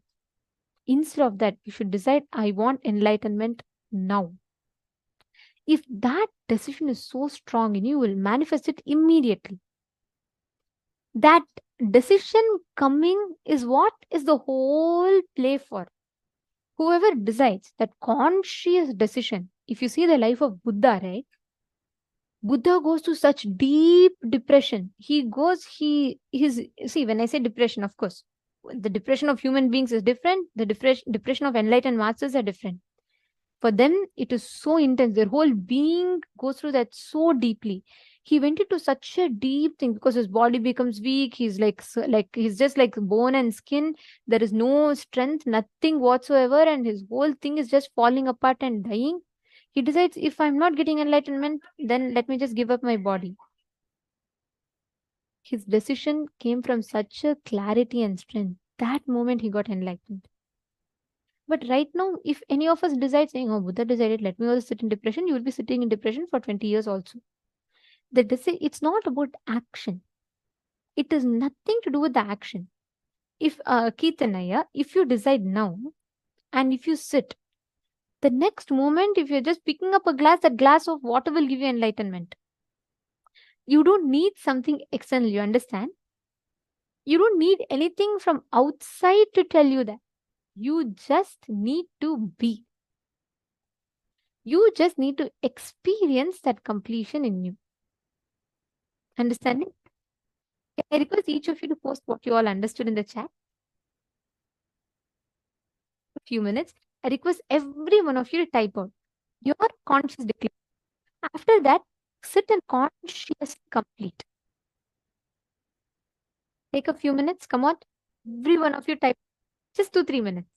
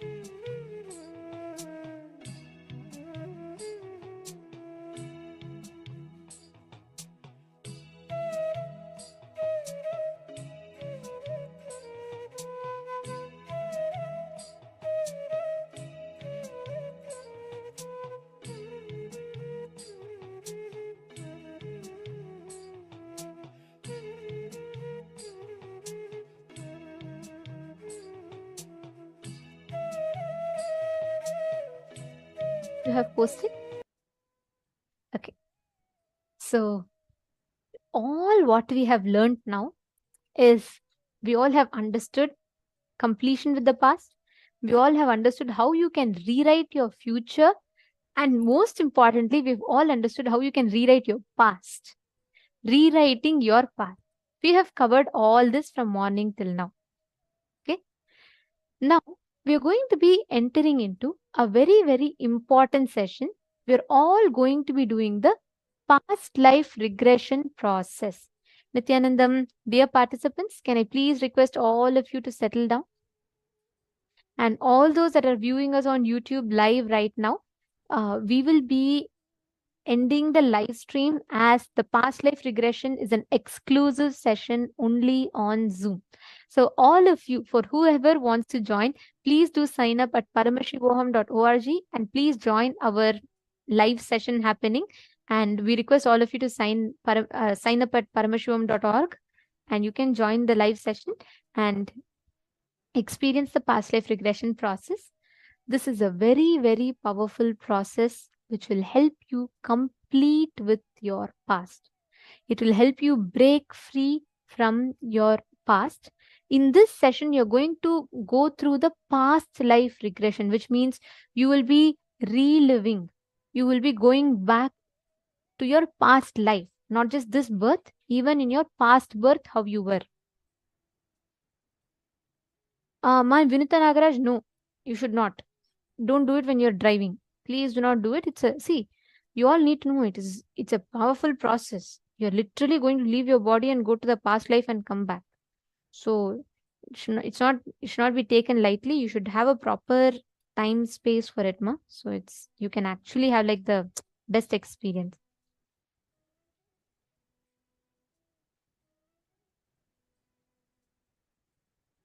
Can I request everyone to please settle down? Nithyanandam, can I request all of you to come on camera? This is too important process. So do not miss, do not be off camera.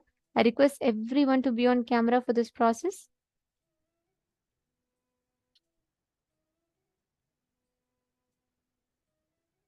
Can I request all of you to please come and settle down?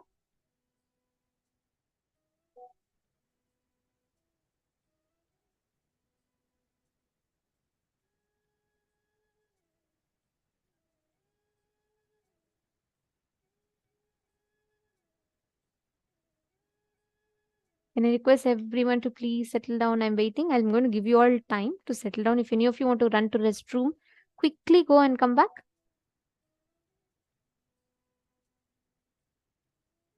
Very happy for you, Mahongzu. I remember you from the first season that you attended till now. The way you have just like spiritually matured is so beautiful.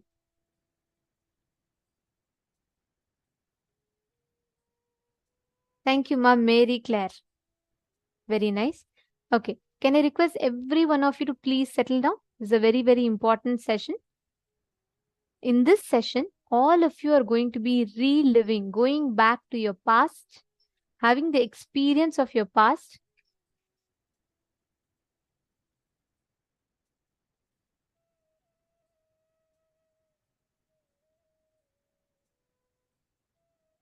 Ankita and Anisha, do this session. You will have a phenomenal experience with this session.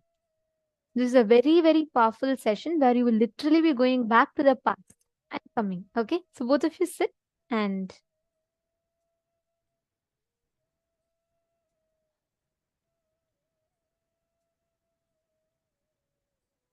can I request everyone to please come on camera, please? I'm going to give you all a few minutes. Can I please request each of you to come on camera?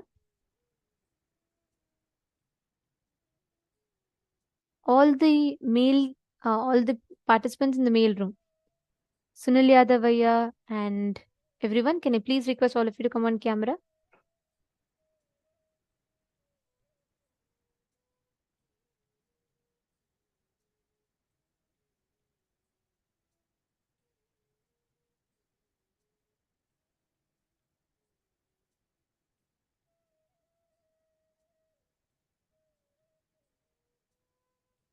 Ethan, very nice to see your sincerity, your participation. Actually, in the male side, there are quite a few of you who are very, very sincere. Have been noticing that you all sit through the day. If you can take a break or something, sit in a comfortable place. I don't think you should be doing that. You should sit in a comfortable place. I know you're very interested and sincere, but sit in a comfortable place where you can do that. So Ketan Boyd, if you could maybe like take a proper break or maybe go to a comfortable place where you can, because for this process, you will be lying down. For this particular process, all of you will be lying down. So I request every one of you to make sure you're having that kind of a place. Kitanaya, I just want to make sure you don't miss out this experience. So I suggest that you maybe could, if you could go to a different place, you'll have a better experience of the process. Fabio Bruno, yeah, you should, I know it's late night for you. It is quite late in the night, but you should make sure you're not falling asleep. Last time you missed the process.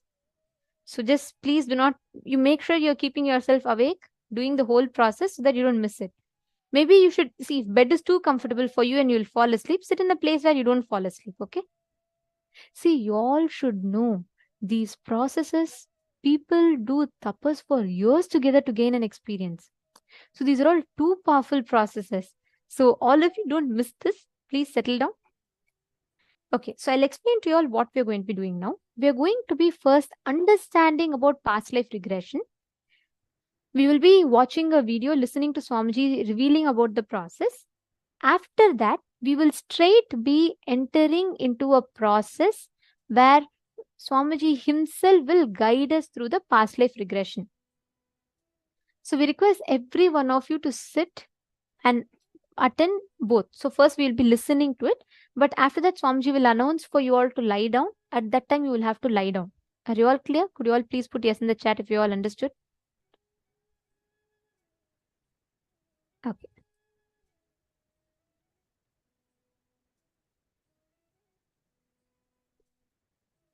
Yes, I see all of you are ready in male side. Come on, female bodies. All the participants, the female participants, can I request all of you also to please settle down?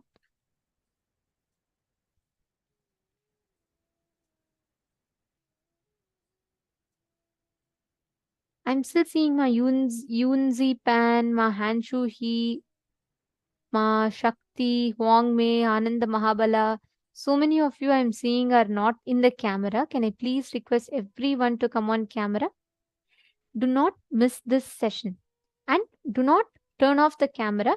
You can do not lie down now. I see some of you are already comfortably set up with a pillow and blanket. You should not lie down with a pillow and blanket. Please keep it. Then Swamiji announces you can lie down. And at that time, just lie down on a pillow. Just make sure you're not falling asleep. It's important. See, we understand many of you try hard. You're all sitting for 16 hours a day, which is not a joke. And you're all committed. You sit through your night, through your work hours. Keetanaya is sitting even in between his office. It's wonderful to see that. And we really appreciate your sincerity and thank you all for that. But make sure you're all, since you've already committed your time here, just don't let your sleep come and take over and ruin that experience. Sit here, make sure you're not falling asleep, drink water or something, and make sure that you're not putting your blanket on. Sleep in a soft bedding because you'll literally be going to your mother's womb and from there you'll be going to the past. So just make sure you're comfortable. Do not fall asleep. Make sure it'll at least take about 1.5 hours from now. For the next 1.5 hours, no falling asleep. Okay, great. Let us all enter into the process.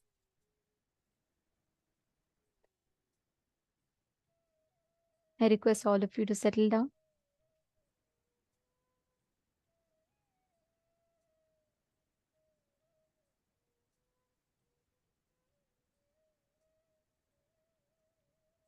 Yes, thank you all.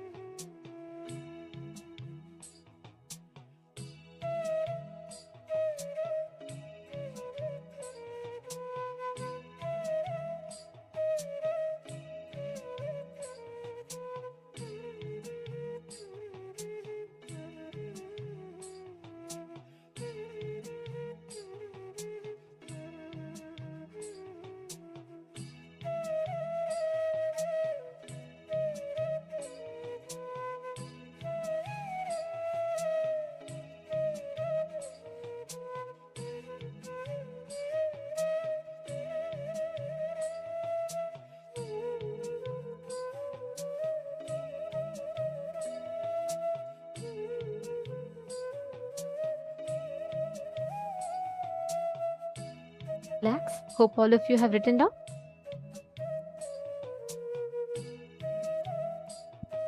Yes. Now, very, very shortly, we are all going to be entering into the darshan, the preparation for the darshan. Now, please understand, all delusions, all the Maya matrix that we put ourselves into, whatever we create, we continuously reflect that only as a reality in front of us. Now, for all the participants, every one of you that are here, sit with this declaration, take a few minutes. I request each of you, see, every time you break yourself free from a delusion, every time you liberate yourself from a delusion, you are literally liberating yourself from a pattern that you are stuck in and going one step closer to a breakthrough, to enlightenment. That liberating yourself from delusion happens whenever you cognize, whenever you digest a powerful cognition inside of you. Whenever you remember, whenever you recognize, you reorganize your inner space with powerful cognitions, you are freeing yourself from delusion. But there are two ways of doing it. One is by you independently trying to create the powerful cognitions within you. Second way, and the most simpler way, is when you enrich others, when you share with others the science, they will too have a breakthrough. They too will have a breakthrough and powerful cognitions in their inner space. Now, I request every one of you, all the participants, you're all going to do one round of this power, where I request each of you connect to a participant and you're going to be scanning the exact place where they are stuck with. Like, for example, let's say, I'm just going to give an example with Hardipaya, Hardip Dhaliwalaya. Just so that in my screen, so I'm just going to give you an example. So let's say Hardip Dhaliwalaya wants to manifest a reality. Let's say he wants to buy a car. Now, I am going to be scanning and identifying what exactly, he need not even tell that reality. So I'm going to be scanning and identifying what is the exact reality he really wants to manifest and what is the obstacle for that. Could be that, okay, maybe he's having a bit of an obstacle in manifesting the wealth for it or manifesting the time for it. So I'm going to be identifying what is the exact obstacle that he has. Listen very carefully. In your third eye, you will be able to clearly see what exactly is the obstacle that the person is stuck in. All of you have done past life regression. All of you have done the completion. Just use that. Sit in that space. You'll be able to clearly see. Swamiji will reveal to you in your third eye very clearly. Then when you scan, you'll be able to identify what is that obstacle and again connect to Swamiji. See the exact solution that is needed for that. Are all of you understanding? Can I request every one of you to do one round of this? It will not just help you break free from delusion. It will help even others have a breakthrough.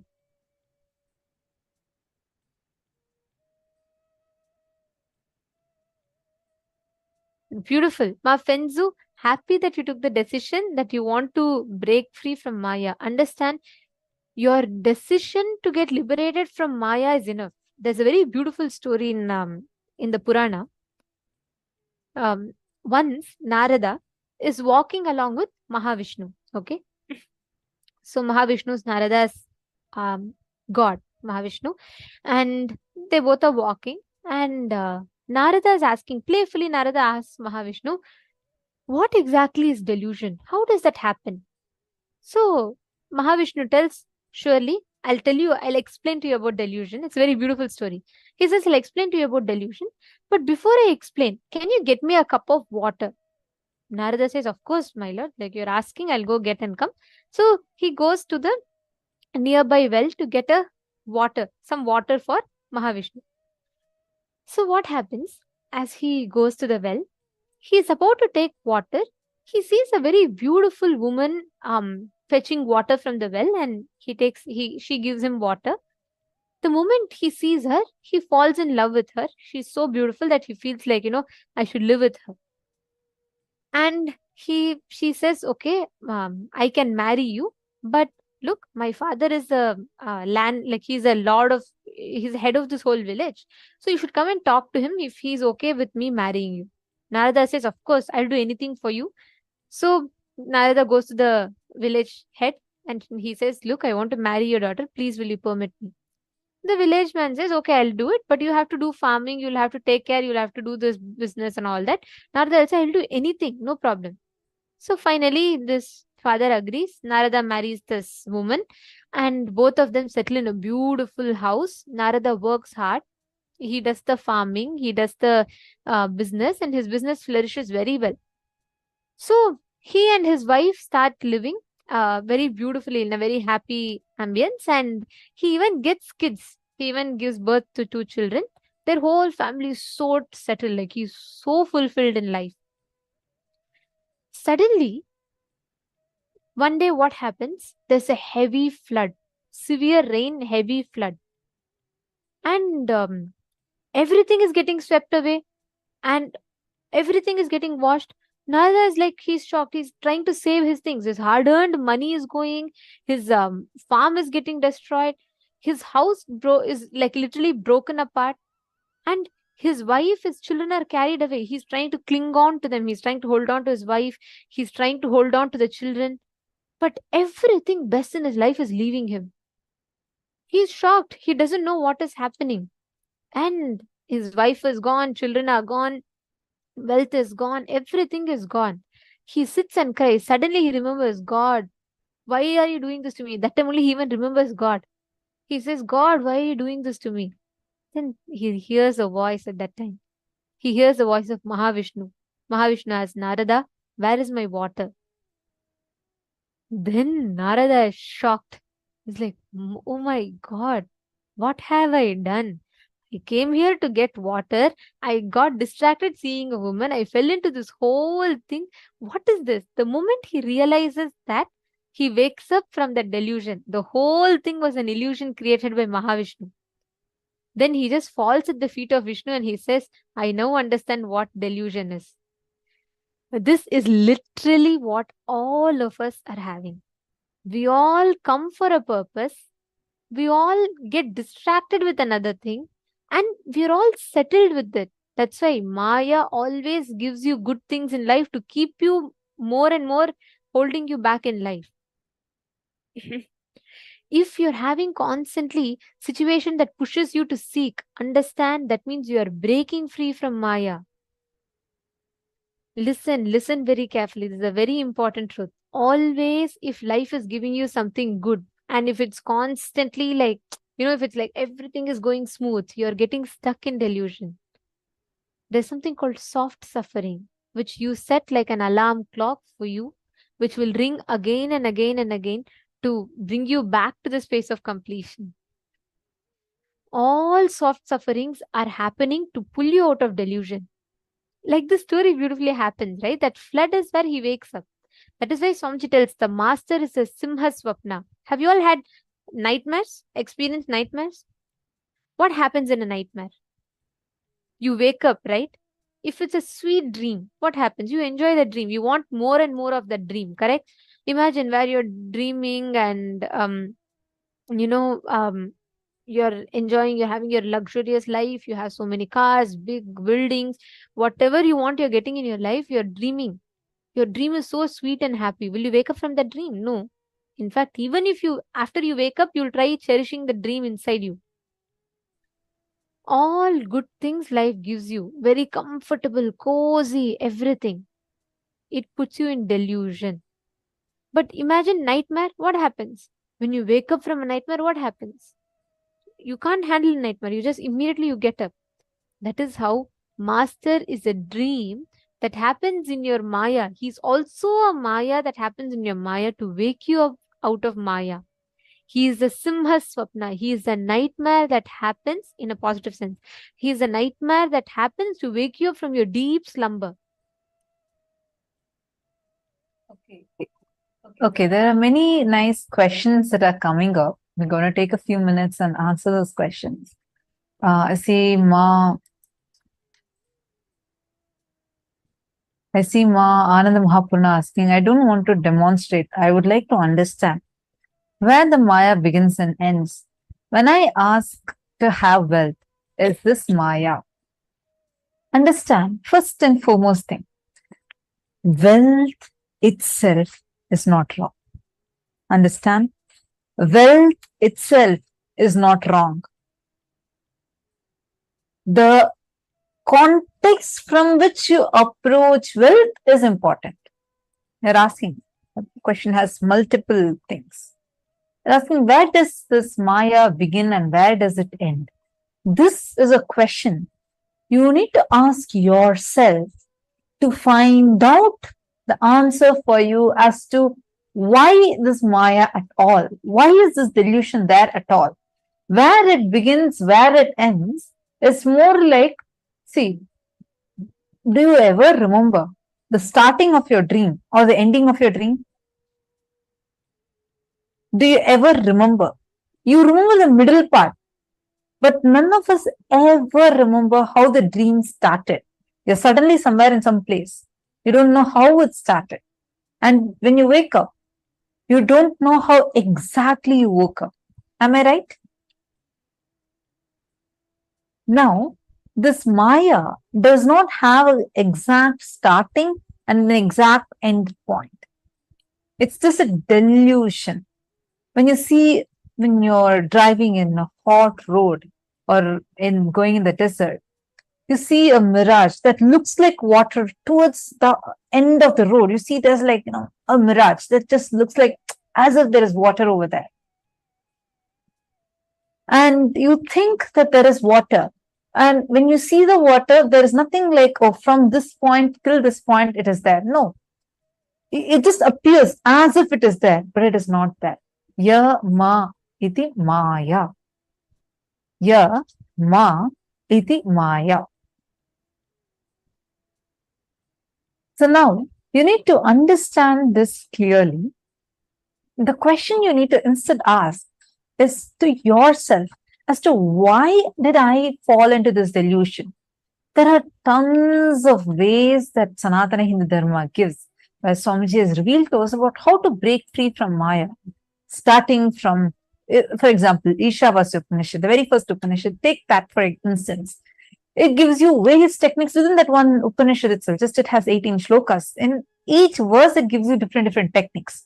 The first verse starts at saying, cognize that everything is consciousness. Everything is Ishavasyam midagum sarvam yat kincha jagatyan jagat tena tyaktena bunjita makrita kasya svidhanam. It very clearly gives you a clear technique also along with it saying cognize that everything that exists is consciousness, even your consciousness.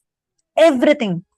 And it says, understand how change is established on change.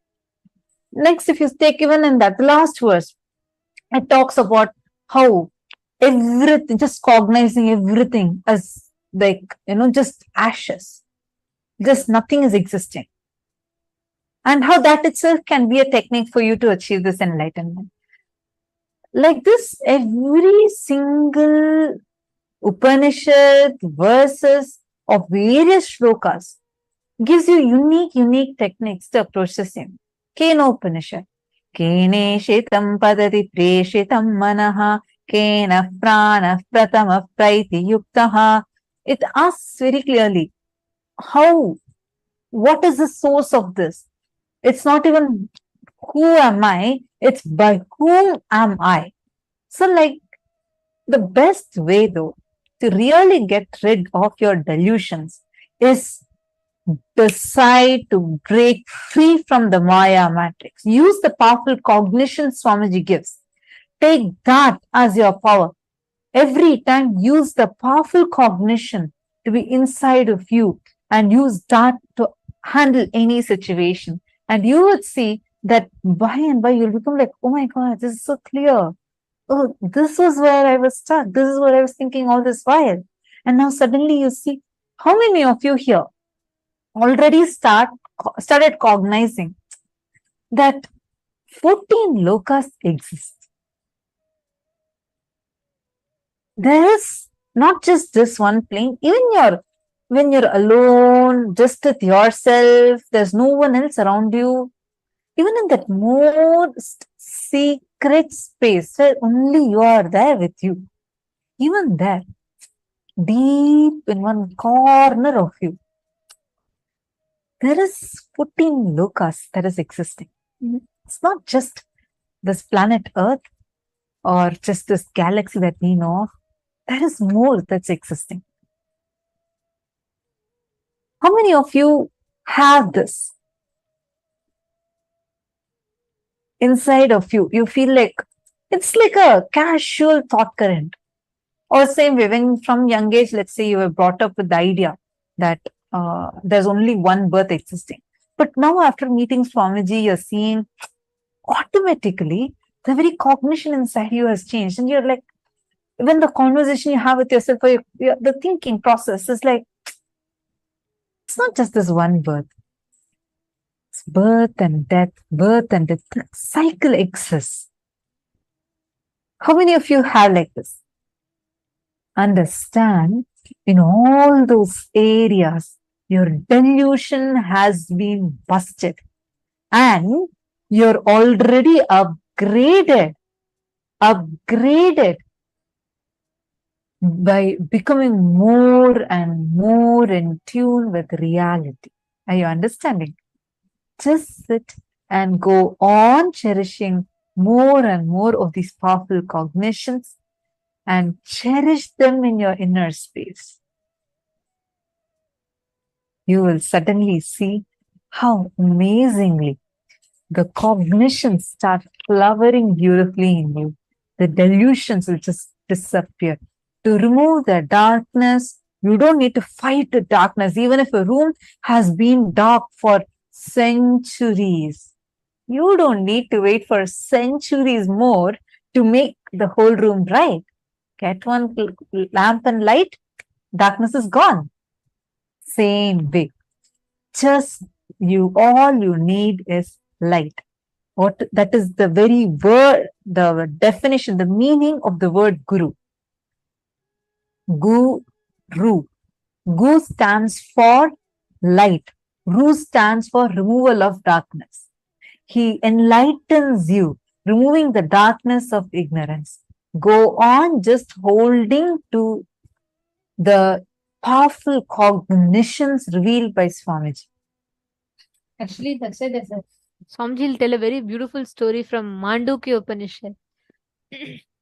This just represents the human life, our purpose, and how we fall into delusion. There's a very beautiful story from Mandukya Upanishad where there's a huge, beautiful tree filled with all the sweet fruits, filled with delicious fruits. And on the topmost branch of the tree, there's a golden bird, completely peaceful, sitting happily, blissfully.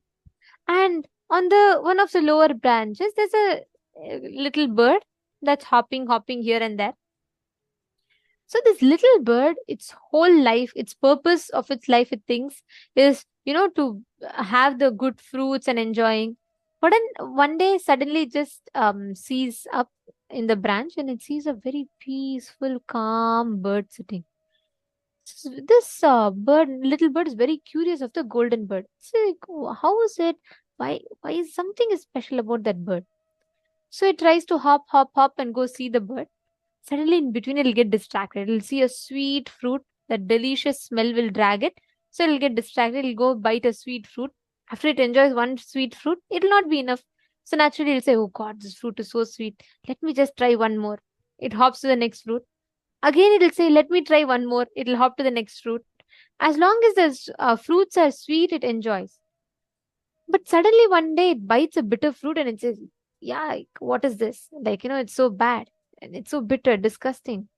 Then again says, how can things be so bitter? It's so bad. My whole mouth is bad and I'm feeling so sick. And then it looks up again, it remembers, oh, that golden bird. It hops up. Again, it says, oh, my mouth is feeling bitter. There's a sweet fruit. Let me get distracted to it. And then it goes to a sweet fruit. It tries eating. Every time it sees a sweet fruit, it settles with the sweet fruit. it sits with that, it eats, enjoys, goes to the next sweet fruit, enjoys. As long as there are sweet fruits, the bird is happy and settled. But only every time it gets a bitter fruit, it'll remember, oh my God. And then it'll look up. Again, it'll remember that the golden bird is there. So this goes on and on and on. Gradually, it goes up because of all the bitter fruits it eats. It'll move up, up, up, up, up. And finally, it'll say, the sweet fruit or bitter fruit, both are a distraction. Let me just focus and go to the golden bird. It'll go to the golden bird. The more and more closer it gets, it'll feel so calm, so blissful inside. When it goes to the golden bird, it'll realize that the golden bird is nothing but the reflection of its own self. It'll just merge in oneness with the golden bird. This is the story of our lives. The sweet fruits is like you having a good job, good salary, good family. All of that are sweet fruits. As long as your sweet fruits are there, you're fine, you're settled. The bitter fruits are like your failures, losses, incompletions, struggles. When do you remember God? Every time you struggle, you say, oh God, why is this happening to me? And those bitter fruits are like these struggles. They remind you and they push you a step further. They push you, try and take you more and more further. That is how life happens. This story very beautifully depicts the life, the pattern of our lives. I see one more question. Sonal Chauhan has posted, if beings in higher lokas have to come back to planet Earth for their moksha, how can they help us? Then, how can they help us then? Why would they even help us other than the ultimate Paramashiva? Okay, a beautiful question. Also, it shows that how beautifully you are internalizing these cognitions. First and foremost thing, there are two parts of this question. First, you're asking, okay, they're coming here. Why would they help us? If someone comes from the, okay, let us say that your friend who is in US is coming to India. So the person in the US, they have gotten the best things that's available in the US and coming to India to meet you. Definitely, they may not be of a direct help for you to get migrated to the US itself. They may not have that power, but they definitely have a lot of things that they can share with you from their place to your place. Am I right? This is within the horizontal plane itself. Now, in the vertical time zones, take an example of Muchukunda Chakravarti. In the vertical time zone, he goes from Bhuloka all the way to Swargaloka. And he helps in the Swargaloka to win the battle, the war. And while coming back, he gets 25 gifts from Swargaloka to the planet Earth. This exchange is possible. Also, the higher level beings are higher level beings. They have amazing powers. But ultimate is not just powers. They have very, very, very amazing things like Kamadenu, Karpaga Vriksha, Parijata, Shamantaka. Like this, they have amazing things with them. All that they can give to you and they can shower upon you for a simple thing. You do Varuna Puja, you are going to get rain. Varuna Puja itself may not lead you to enlightenment, but definitely will give you rain. That is why in Bhagavad Gita, very beautifully, Bhagavan Krishna says, all those who perform certain rituals, they chant certain shlokas, they perform certain rituals, till that punya is there, they get like a ticket to Swargaloka. They are allowed into Swargaloka. They enjoy the Swargaloka. The moment that punya is over, they fall back to Bhuloka. This needs to be understood. Means all the rituals and pujas, homas, all of these definitely lead you to these kriyas when done for the sake of the rituals or for the sake of worshipping the higher level beings. You are given place in the higher abodes. That is true. Like how like Krishna explains further, only those who know me receive the ultimate.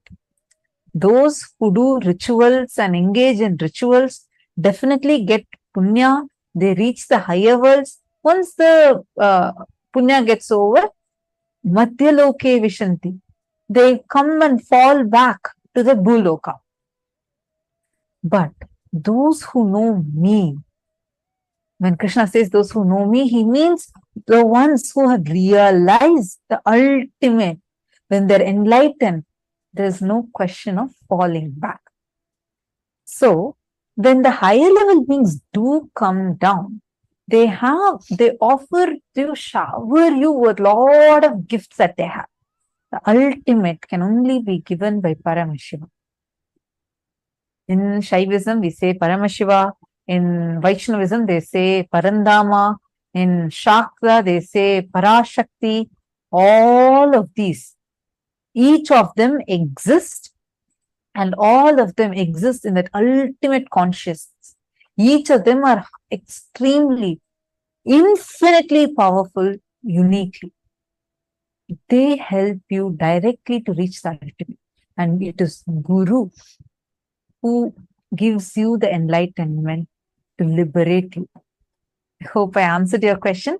Are you understanding what I'm saying now?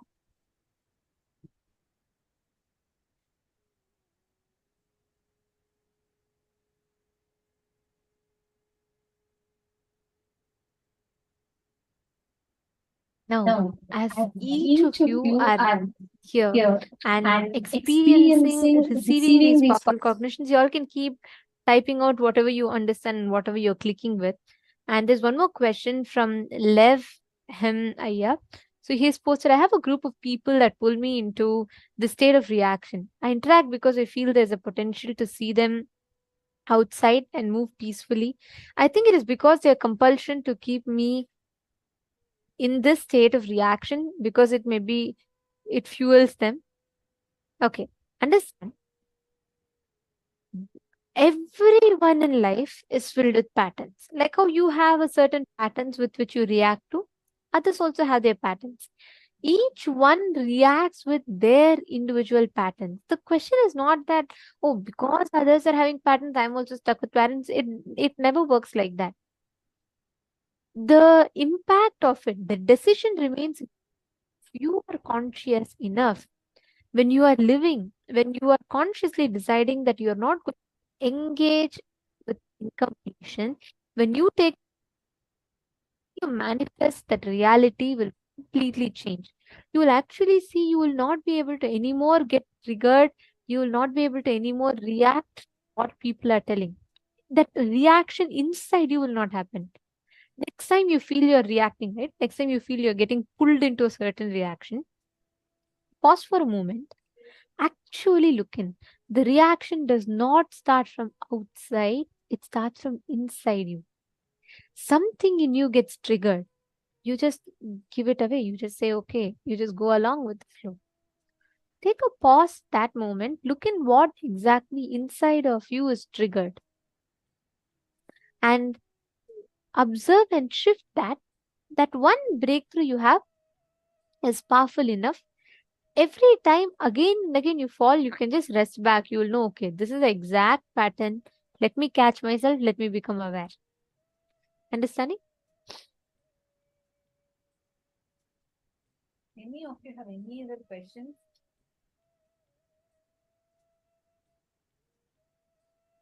Sorry. Any of you have any questions? Feel free to post it here in the chat, and like you can ask us whatever questions any of you have.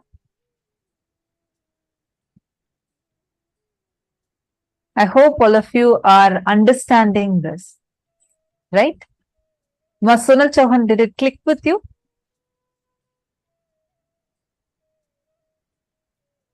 This comes in the 9th chapter, Rajavidya Rajaguhyam, where he says this is the most like secrets of the secrets.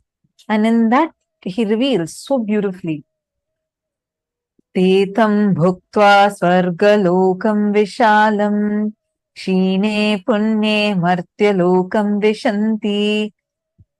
By the Vedic rituals and practices, they get the punya and reach the Swargaloka. That's what is Tetam Bhuktva Swargalokam Vishala.